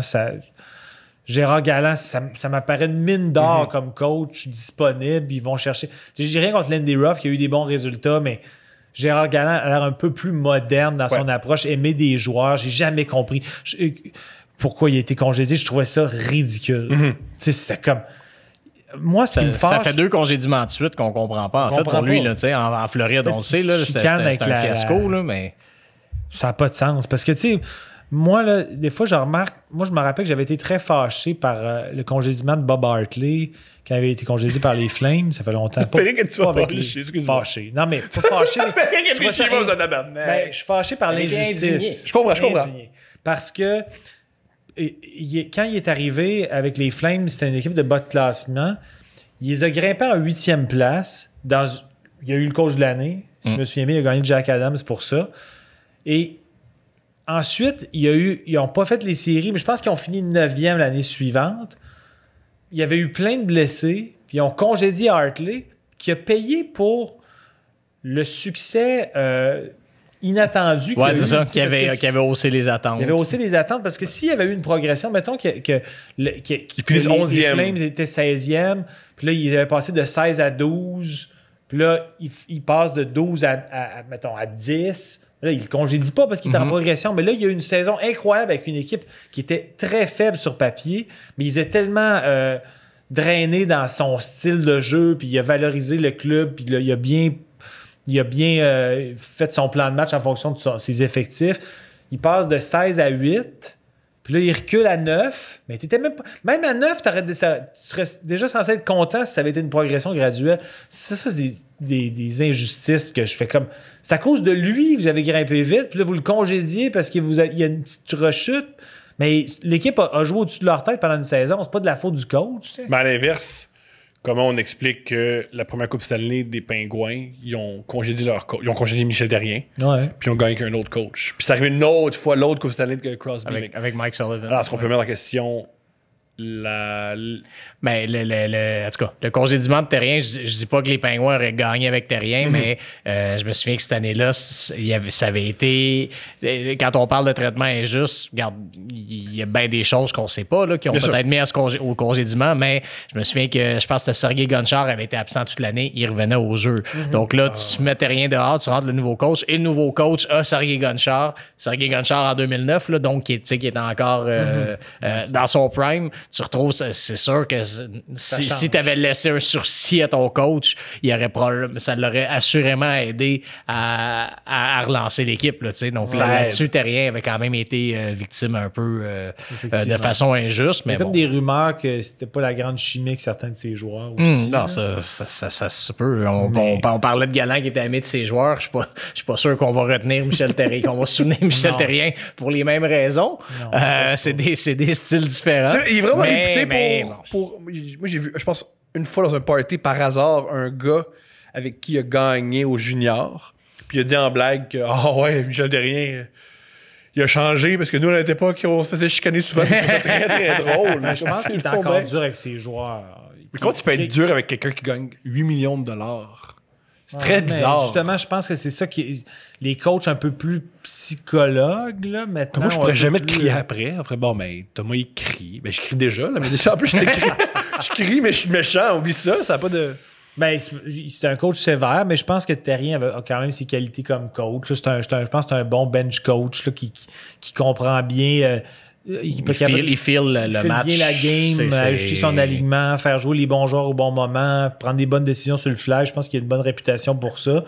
Peut-être que son côté connexion avec les joueurs est un peu plus laborieux, mais il ne peut pas dire qu'il ne peut pas encore s'améliorer. Là, il est assistant avec Alain Vigneault, qui pour moi était un des meilleurs coachs. Lui aussi, il a des super stats. Oui, c'est Philadelphie qui était sur une grosse lancée. Je pense une vingtaine de victoires. C'est ça que j'allais dire tantôt. Philadelphie, je pense que c'était l'équipe qui était sa meilleure séquence là, quand c'est arrivé. Là. Puis eux autres, ils peuvent peut-être être dangereux. Ils peuvent être en santé. Puis gardien, pas établi tant encore, mais pas... c'est quand même... C'est vrai, c'est que on n'est plus en 93... Puis pas avoir le meilleur gardien, c'est pas grave? Ou je dis n'importe quoi? Non, je pense que c'est pas grave de ne pas avoir le meilleur gardien. Je pense que l'analyse passe beaucoup par le salaire en fait que tu donnes à ton gardien. Ouais, le meilleur gardien, bon, ça se discute. Oui, celui... Mais le modèle, jusqu'à preuve du contraire, le modèle est de ne pas surpayer un gardien. Puis d'avoir un bon deuxième. Fait qu'on n'est pas dans le modèle. C'est ça le problème des Canadiens, c'est que les Canadiens surpayent Price pour trop longtemps. Et ils grugent trop de la masse. Puis ils prennent. Là, je pense qu'ils ne feront pas cette erreur-là cet été, c'est automne. Mais ils vont. Moi, je grimperais Primo. Là. Ce serait vraiment simple. Là. Je pense que Primo, il peut. Ouais. Moi, je donnerais à Primo une autre saison dans la Ligue américaine. Ouais. Je pense qu'un gardien n'a jamais trop de temps mais justement, de préparation. Ils peuvent. Ils peuvent le promener pour qu'il joue, mettons, un 45 games, mais mettons... Ouais, il pourrait, mais je pense que la vraie solution, tant que... Tu sais, oui, on le sait, Price gagne beaucoup, c'est le gardien le mieux payé de la Ligue, mais t'es pas rendu là, je pense que t'es pas non plus à 1 million près, surtout qui ont du coussin. Donc, tant qu'à aller chercher un gardien à 1,5 million qui va faire le travail à moitié ou pas vraiment comme Keith Kincaid, ben... paye-toi-en un à 2,5 au pire, mais un bon numéro 2. Tu sais, un Anton Khudobin, quelque chose comme ça. Un bon numéro 2, tu payes un petit peu plus, mais t'as un partage plus équilibré, puis c'est un gardien que t'as pas peur d'envoyer, t'as pas peur de donner 25 matchs, puis de reposer un petit peu plus Price et de laisser Primo faire ce qu'il a à faire en bas à Laval pendant une saison complète. Après ça, tu l'amènes, mais moi, je donnerais une autre saison à Laval à Primo. Je pense que c'est pas trop. C'est ça. Mais c'est parce que le marché des joueurs autonomes, des bons gardiens potentiels deuxième, il me semble qu'il n'y en a pas tant. Fait que si, mettons, les équipes se garagent dessus, je préférais Primo que, mettons, un... j'ai pas d'exemple, là, mais tu sais, un... mettons, on parle McElhaney, qui est rendu à 36 ans, puis qui n'est pas mauvais, mais qui, pour moi, avant la bonne séquence qu'il y a eu avec les Hurricanes, pour moi, c'était un goaler très faible. Comme... Ça dépend. Comme t'as Brian Elliott qui va être autonome, qui est un genre de gars intéressant aussi, mais c'est ça. C'est un gars qui va te coûter de... Ben là, en tout cas, c'est dur de mettre des chiffres parce que le plafond salarial ne bougera pas, là, mais c'est ça. C'est sûr qu'il ne coûtera pas 1,5. Ça, c'est sûr que non. Mais si t'es capable d'aller en chercher un bon, mais juste pour un an, moi, je pense que c'est la meilleure solution. Le Canadien a le luxe de laisser Primo se développer. Tu sais, la chose qu'il ne faut pas oublier, c'est oui, Carter Hart avec les Flyers, c'est bien beau, c'est spectaculaire de voir. Mais les Flyers n'avaient pas le choix parce que les Flyers cherchent un gardien depuis que j'ai 2 ans là, qui cherche un gardien. Ben, c'est ça. Fait que les Flyers n'avaient pas ce luxe-là, mais le Canadien a ce luxe-là. Puis je pense que quand tu es capable de laisser ton gardien prendre ton temps puis se casser la gueule. Puis nous, à Montréal, on est fous que les gardiens. Là. Pour nous, là, c'est une espèce de relation malsaine. Mythique. Là, relation amoureuse. Ouais. Corps arrière des Giants. Des Cowboys. Ou des Cowboys. Ouais, les Cowboys, c'est vrai que c'est plus mythique que les Giants. Un peu plus. Un peu plus. Mais, ou le premier lanceur des Yankees. J'essaie de trouver d'autres pareils. Ben, le quatrième frappeur des Yankees. Ouais. Aussi. Mais carrière des Cowboys. Carrière des Cowboys, effectivement. Il y a toujours du drama. Toujours. Mais et comme le Canadien, depuis 93, il n'y en a pas un bon. Mais les Canadiens, en fait, pour répondre à ta question, je pense que il y a quand même des équipes qui ont gagné avec, comme les Blackhawks qui ont gagné Crawford qui est un gardien Avec, bon, mais sans plus. Là. oui, il exact. s'appelle, C'est Crawford, le Montréalais, il me semble. Oui, mais le gardien qui était backup, là, j'ai plus de Miami. mémoire, ça n'a plus de sens. Ils ont quand même gagné avec Anthony comme goaler qui avait de la misère. Il avait tout le temps l'air bancal dans son style. Ils ont gagné la coupe. Pareil, c'était une année weird parce que les Flyers, cette année-là... Oui, il y avait 3 gardiens. Layton, Boucher, puis... Emery, c'est où c'était avant? Emery, je pense, mais il y avait eu joueurs. 3 gardiens, je pense, pendant les séries. C'était comme... On avait l'impression que dans le portrait des séries... Les 2 équipes en finale, c'est les équipes avec les pires gardiens, quasiment. Puis, donc, des fois, ça peut... Je pense que c'est pas aussi... c'est moins important qu'avant, je pense.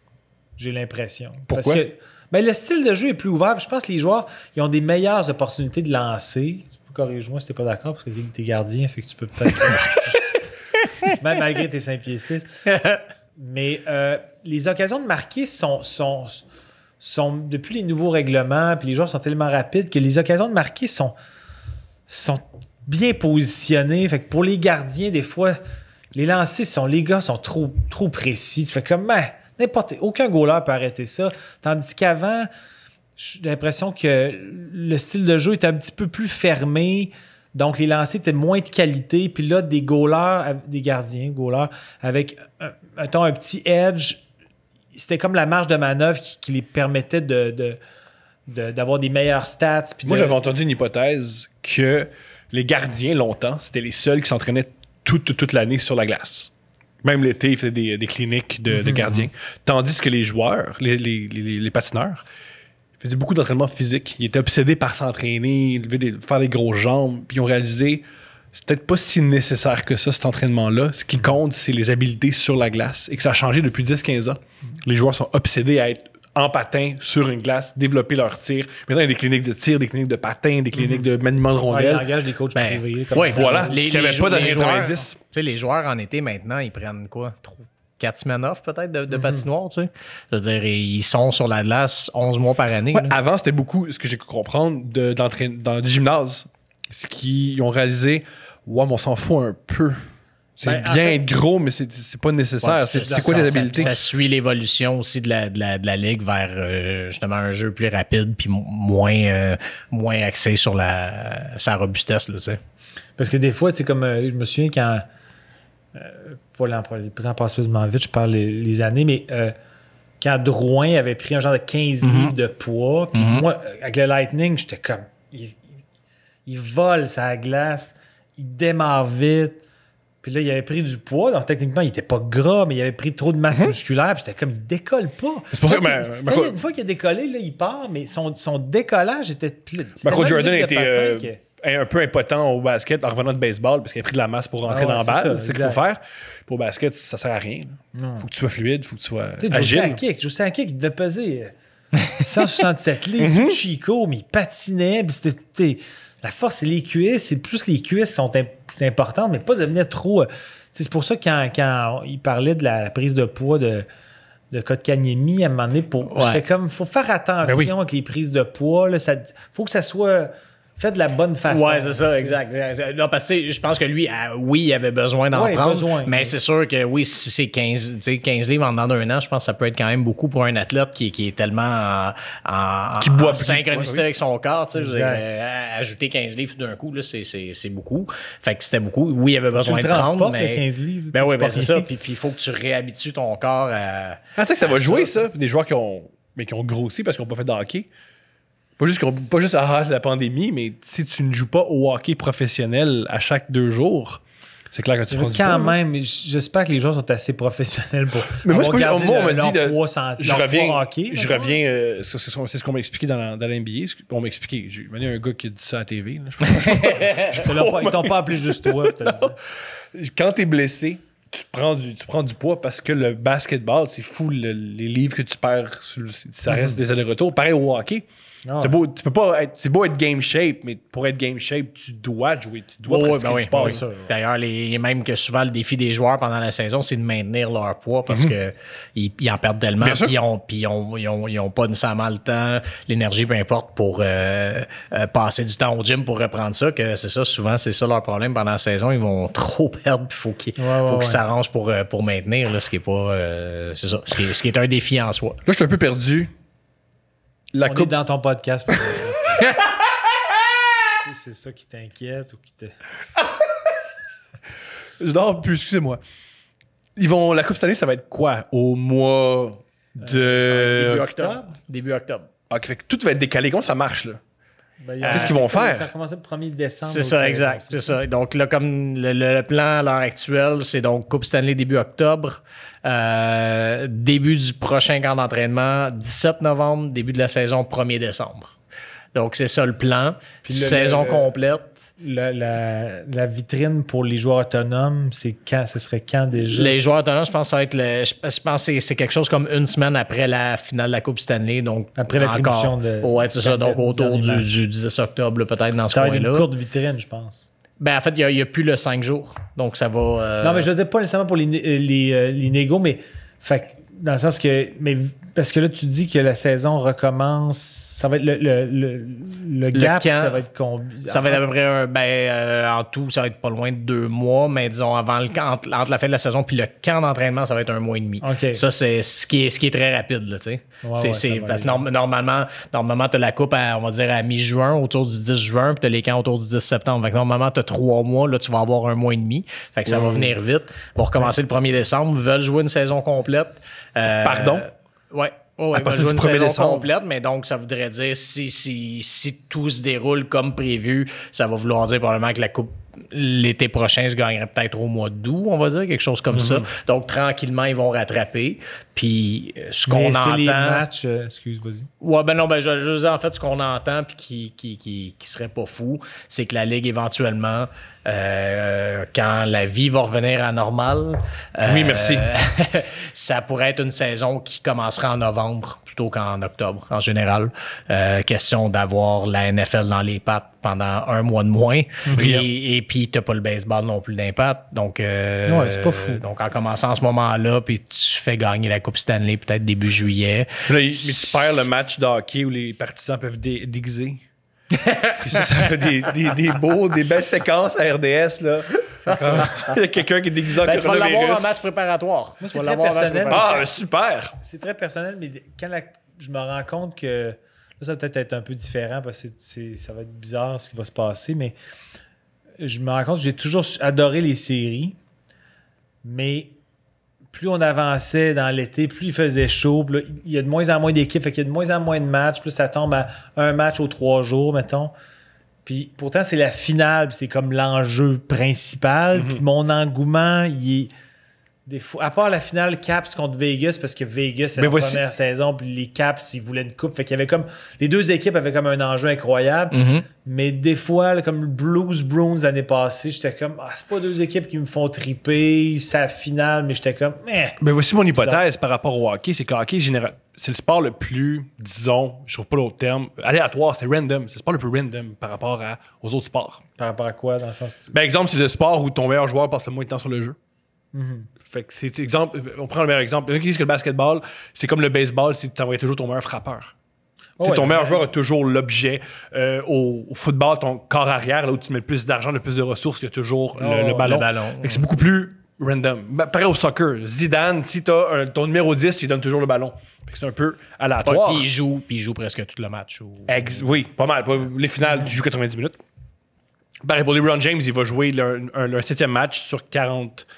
Je crois que c'est 42, 48, il va jouer minimum 45 minutes. Bref. Tandis que ton meilleur joueur va jouer peut-être... OK, 25 si c'est un attaquant puis tu tires l'élastique, puis 30 si c'est un défenseur. Tu sais. Dans le meilleur des cas, va jouer la moitié du match en tirant l'élastique. l'élastique. C'est avec le fait que je perds de l'engouement pour la Coupe Stanley. J'ai hâte de voir le lien où tu t'en vas.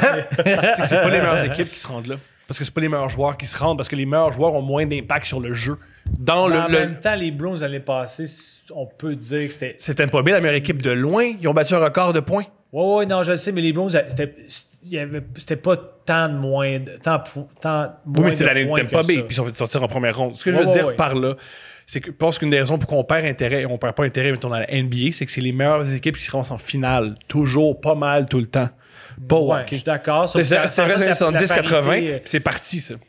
Je suis d'accord. Sauf que ça fait en sorte que la saison régulière perd beaucoup d'intérêt au basket parce qu'il n'y a pas de parité puis les équipes peuvent gang up des joueurs dans hey, les gars s'appellent hey, on va jouer pour telle équipe comme quand ça fait LeBron puis Darnell Wade puis Chris Bosh c'était dit on va jouer ensemble puis LeBron avait fait son show de Decision qui est l'affaire qui m'a le plus insulté de l'histoire du sport.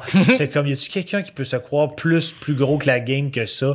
Il est plus gros que la game. Ouais mais sois humble, là. Il l'est pas. Fais pas chier les cavaliers en étant agace. Tu sais, si mettons qu'il avait fait de Decision qui était resté avec les cavaliers, je fais comme, OK, c'est un peu plus gros que la game, mais au moins, tu restes avec ton petit club modeste, qui ont peu de moyens.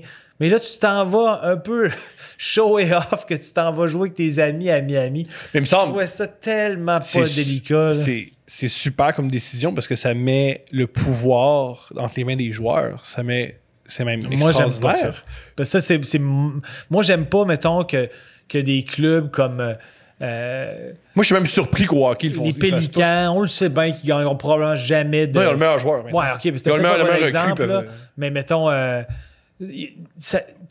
parce que les équipes, les petits marchés, ils vont avoir des mini-vitrines pour gagner un championnat, tandis que des gros marchés, ils peuvent avoir des vitrines à peu près éternelles. Ça, je trouve ça un peu, tu sais, comme les Timberwolves. Quand est-ce qu'ils vont gagner un championnat, c'est vraiment pas clair. Tandis que des gros marchés, les Lakers, tout le monde va aller jouer là. LeBron, il va. Ça fait des finales avec les meilleures équipes qui se rendent en finale. Ouais. Ce qui fait qu'on les La regarde. finale est intéressante, mais en même temps, il y a eu des finales plates quand quand Kevin Durant s'est joint à une équipe qui venait de gagner le championnat, qui venait de finir. Non, il avait perdu. Il avait perdu. Ouais. Kevin Durant s'est rejoint à Golden State après qu'il ait perdu contre les Cavaliers, puis ils sont fait retourner. Il n'y avait pas une fiche de 72-9, genre? Bien sûr, mais ils ont perdu en finale contre les Cavaliers. Ils ont perdu. Bon. Ils gagnaient 3-1. Ils ont remonté LeBron James. Il est revenu avec les Cavaliers en petite équipe modeste. Ça j'ai aimé quand il est revenu là. Mais ce que je veux dire, c'est que Durant qui se joint au club qui avait gagné, je fais comme, c'est pas juste, là. C'est pas le fun. Ils ont gagné la finale 4-0. Les matchs n'étaient même pas serrés. C'est comme, il n'y a pas de suspense. Là. C'est le fun d'un suspense. Au moins, l'année passée, Blues Bruins. On pensait que les Blues gagnaient. Merci de revenir au hockey. Merci, vraiment. Parce que là, on parlait de basket. Moi, je m'en allais sur Karl Malone, puis Dominic Wilkins, puis NBA Jam. Là, comme c'était Karl Malone, moi, je prenais pour les Jazz dans le temps. Qui est le meilleur nom d'équipe de tous les temps, c'est le Jazz de l'Utah. Parce que c'était le Jazz de Nouvelle-Orléans. Puis ils ont déménagé l'équipe, puis le nom, ils ont fait le Jazz de l'Utah, où il y a 3 noirs, puis ils sont tous dans l'équipe de basket. Le Jazz de l'Utah, man. C'est le meilleur nom de tous les temps. La dernière ville où j'ai écouté du jazz, c'est bien à Salt Lake. Il n'y a pas de club de jazz à Salt Lake. C'est-tu légal de jouer de la trompette là-bas? Je pense que c'est un saxophone, ils te le confisquent. Ils font non. Ah, il aurait peut-être pu changer de nom. Ouais, comme mettons les polygames de l'Utah, ça aurait été cool. J'avais lu un guide de voyage, à un moment donné, je planifiais un voyage aux États-Unis, puis j'avais lu sur Salt Lake, puis ça disait quelque chose, là, je sais pas si c'est encore vrai ou je sais pas si c'était une légende urbaine, mais que dans le fond, les bars à Salt Lake, c'était considéré comme des genres de clubs privés dont il fallait que tu sois membre. Dans les faits, c'était pas si compliqué que ça, mais théoriquement, là, c'était ça, c'était comme, donc c'était sur admission, puis tout ça, c'est exceptionnel. Ça avait l'air froid comme accueil un peu. Mais tu peux avoir 11 épouses. Fait que tu sais, pourquoi si tu as 11 épouses à la maison, pourquoi tu vas dans un bar? C'est ça qui est bizarre. Ouais. Sur cette note polygame, merci les gars. Je vous souhaite. Mais pour Guillaume, on pourrait peut-être faire un petit finish sur le hockey, parce qu'on a comme fini sur le basket. Puis c'était comme... On finit sur le hockey. Qu'est-ce que je veux dire sur le hockey? Okay, moi, je dis qu'on fait un dernier blitz de 3 minutes sur le hockey. Tu joues avec des vedettes? Des vedettes du milieu des arts, ou tu parles des vedettes... Ben, j'ai déjà joué avec des... Qui est bon dans notre milieu? Parce que moi, je suis pas bon. Qui est bon? Dans le milieu, Étienne Drapeau, c'est sûrement le meilleur artiste à cause qu'il a été repêché par les Canadiens. Wow. Et c'était un très gros joueur junior. Il est encore très bon, Étienne. Jean-François Barry est très bon. J'aurais jamais cru que le petit des mes comiques est un bon joueur de hockey. C'est un bon là. Puis son fils, d'ailleurs, est il joue première année Bantam 3A, puis c'est le meilleur scoreur de la Ligue. Wow! 3, première année. Fait que son fils est peut-être un prospect éventuel s'il peut être un peu plus grand que le père. Mais en même temps, Cole Caulfield mesure 5 et 6. Ben oui.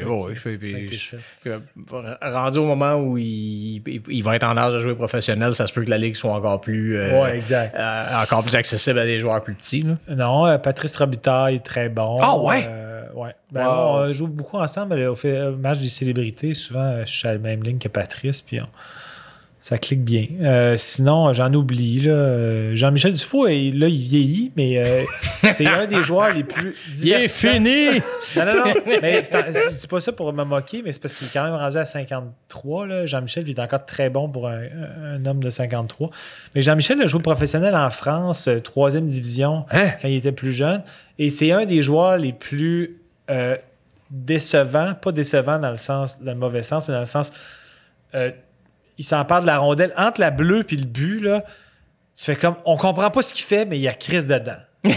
C'est comme, il endort tout le monde, il a des bonnes mains, il déjoue le goaler, puis les goalers font comme, qu'est-ce qui est arrivé? Il l'a mis dedans. Il est très, très poison. Là. Il est vraiment, c'est un genre de...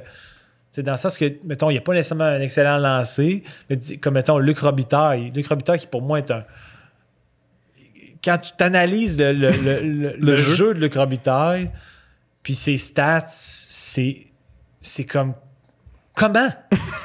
Son shot était très précis, mais pas un lancer puissant. Souvent, c'était des floaters qui ballottaient, mais bien placé. Son hockey sense de buteur. Il y a un peu un coup de patin extraordinaire. T'as quel âge, toi, Guillaume? Moi, j'ai 37. OK, tu as quand même connu bien Luc Robitaille, mais t'es un genre de joueur... Tu sais, moi, je suis un passeur au hockey. Tu m'as joué souvent. Moi, exceptionnel. Mais dans le sens... c'est toujours ma priorité de feeder les autres, puis je peux marquer des buts, mais j'ai plus d'aptitude pour fabriquer des jeux. Mais il y a des joueurs qui sont, tu sais, des Ovechkin, puis des Luc Robitaille, des gars qui la mettent dedans. C'est quand même tellement utile dans une équipe, des buteurs. C'est naturel. Il faut la mettre dedans, là, au hockey. Ouais. Ça prend des passeurs, mais ça prend du monde pour la mettre dedans. Puis il y en a qui ont l'instinct. Ça s'enseigne pas. Ça s'enseigne pas. Ça s'enseigne, mais quand tu as l'instinct... Il y en a que c'est... Des fois, c'est ça comme Luc Robitaille, où j'avais joué aussi avec... toi, t'es jeune, mais t'as quel âge, toi? J'ai 31 ans. OK, bon. Pourquoi t'as obsédé par notre âge depuis? Ben non, mais c'est parce que j'ai... Nicolas, t'as quel âge? 24! Non, mais j'allais faire une référence de vieil homme comme Zoé, moi. 5 mois, t'es shaker. Mais moi, je suis fan des Nordiques. Donc, j'ai connu Réal Cloutier. Puis j'ai joué... qui est le nom le plus de joueurs de hockey de jouer pour Québec. Pas tous. Réal Cloutier. Réal Cloutier, c'est un genre de... Tu fais comme, mais non, vous n'avez pas Réal Cloutier, arrête. Réal Cloutier, c'était un genre de Luc Robitaille. Il a eu des moins grosses stats, mais il a eu quand même des super bonnes statistiques. Puis dans on avait fait des tournées où c'était un mix d'anciens joueurs de la Ligue nationale puis d'artistes. Fait que moi, j'ai joué avec genre Mousse Dupont, puis Stéphane Richer, puis c'était vraiment super. Mousse Dupont qui était avec les Brad Street Bullies à l'époque. Puis j'ai joué sur la même ligue que Réal Cloutier, puis c'était peut-être le joueur le plus âgé de l'équipe. Il fait toujours la game avec 4-5 buts. On était comme, il avance plus, mais il y a Chris dedans. Il n'y a pas nécessairement un grand shot. Un gars qui sait jouer au hockey, là, je pense que peu importe l'âge après ça, là, il s'adapte. Puis son... Qui est pas bon? Des fois dans ma ligue, Qui tu penses qu'il est bon, mais il est pas bon? Lou Morissette, est-ce qu'il est bon? Lou Morissette, il est honnête. Non, c'est pas il dirait la même chose de lui-même. Là. C'est pas un mauvais joueur, mais c'est pas une star non plus. Mais en même temps, moi, je suis pas une star non plus. T'es une star! Non, mais dans le sens que dans des comparatifs d'artistes, pour des barèmes d'artistes, je suis très bon. Mais pour des joueurs qui ont joué haut, je suis vraiment plus faible. Mais je peux jouer avec des gars qui ont... Tu sais, j'ai joué dans des ligues avec Mathias Brunet, qui avait une ligue d'été où il y avait le Cavalier, Pomainville, Ribeiro qui venait. Puis c'est moins j'ai drôle. Pas l'air fou, là, dans le sens que quand je joue avec des bons joueurs, je peux suivre, mais ils me pulvérisent, là, ces gars-là. Ça même pas, c'est pas de demi-mesure, mais vu que j'ai le sens du hockey, je peux suivre, puis je suis pas un Est-ce que Mathias est bon? Mathias est bon et vieillissant aussi. Comme moi, je suis vieillissant. Alors, Mathias, il a un bon sens du jeu, il a un très bon lancer du poignet et il parle énormément. Sur le banc, à la surprise, sûrement pas de Guillaume. Comment ça? Je ne connais pas dans son milieu de travail, mais moi, ça glace. Il donne des conseils à tout le monde. Il est très... volubile. Il est volubile et ouais, il est dictateur un peu. Mais c'est dans sa personnalité. Mais il est bien. C'est un gars très gentil. J'aime beaucoup Mathias, fait que je peux le taquiner gentiment. Comment il s'appelle l'animateur de ce Chrysalide déjà? Patrice Bélanger. Est-il bon? Je l'ai oublié. Oui, il est très bon. Patrice est très hargneux, très fatigant, mais il est talentueux. Puis il a un bon patin. Il donne des coups de balle. Il se fâche. Qu'est-ce qu'il fait? Non, c'est qu'il est très. C'est un genre de Brad Marchand sans le côté mean. Mais c'est-à-dire. In your face, patine, travaillant. C'est le meilleur ami de Daniel Brière. Et c'est pas le même style de joueur. Mais Patrice est très bon. Mais sinon. Ah oui, Rock Voisine il est encore très bon, mais c'est un très bon joueur de hockey. Rock Voisine est bon au hockey. Alors, Rock Voisine, je sais pas. Il a joué, je sais pas si junior majeur. Ouais, c'est ça, quelque chose comme ça, mais c'est pas pour rien qu'il était dans l'ancien compte. C'est 61. Il jouait dans l'ancien compte. Il jouait Danny Ross. Non! Il s'appelait Danny Ross! T'as pas écouté dans ses comptes? Non, je suis fan de Régent Tremblay. Il y a 31 ans, il vient de dire qu'il y a 31 ans. Là, c'est notre génération dans ses comptes. Là. Anecdote sur Rock Voisine, qui donne aussi, il est un peu comme un Mathias, il dirige beaucoup. Puis il y a une fois que Bruno Gervais est venu jouer dans notre ligue comme remplacement, puis il jouait avec les Highlanders à l'époque. Et il était pairé, il était matché avec Rock Voisine qui joue à défense. Il peut jouer aux deux places, Rock. Fait que là, c'était Rock et Bruno Gervais qui était un duo. Puis là, on était sur le banc, puis Rock était comme place-toi plus là. Puis Bruno, qui est un ange, qui est un gars super sweet. Oui. Qui se prend pas pour... il était comme, il disait, parfait, bien smooth. Puis là, Bruno a fait 2-3 belles séquences après. Puis là, à un moment donné, Rock sur le banc, il dit hey, t'as bien joué là-dessus? T'as joué haut? Tu vois, ah ouais, j'ai joué quand même assez haut. Là, je joue encore. Il dit tu joues à New York. New York, les Highlanders. La face à Rock, c'était oh boy! qui rewind, il fait que, OK, il y a 3 chiffres, je te donne des conseils, t'es dans NHL. Ça avait fait c'était une belle anecdote dont on se rappelle de temps en temps. Mais Bruno qui avait été. Mais tu sais, Rock, il voulait pas être méchant, c'était comme juste. C'était non, c'est délicat. Mais Bruno avait tellement été gentleman. Il voulait même, quand il a dit, il voulait même pas comme l'y mettre in your face. C'était comme juste les Highlanders. Ça me rappelle la scène des Boys avec Paulude puis José Théodore, là, où est-ce que Paulude a Fern qui donne des conseils à José Théodore comment gauler parce que c'est Fern. Wow, je pensais pas que ça arrivait dans la vraie vie. C'est extraordinaire. Ça arrivait dans la vraie vie, j'étais là. Mais Bruno est un très bon garçon parce qu'il a réagi de façon adorable. Oui, ben Bruno Gervais est un des plus gentils joueurs actuels ou anciens. Il est vraiment gentil. J'avais fait un atelier avec... ça s'appelait quoi? La clinique McDonald's que Joël Bouchard faisait. Mm-hmm. L'Académie. Comme ça. L'Académie McDonald's. Puis moi, j'avais été invité des artistes, puis j'avais été jumelé à Bruno Gervais, puis c'était comme... Il était vraiment sweet. Il va être valorisé en écoutant ce podcast-là, lui. Tellement! C'est quoi, pour le valoriser, on va finir là-dessus. On va finir sur Bruno. Bon, messieurs, je vous aime beaucoup. Je vous souhaite un super été. Je vous souhaite... Et des bonnes séries, là. Et des bonnes séries. Et Nicolas, je te souhaite de trouver l'amour. Ben oui. Mais on te souhaite des séries de merde.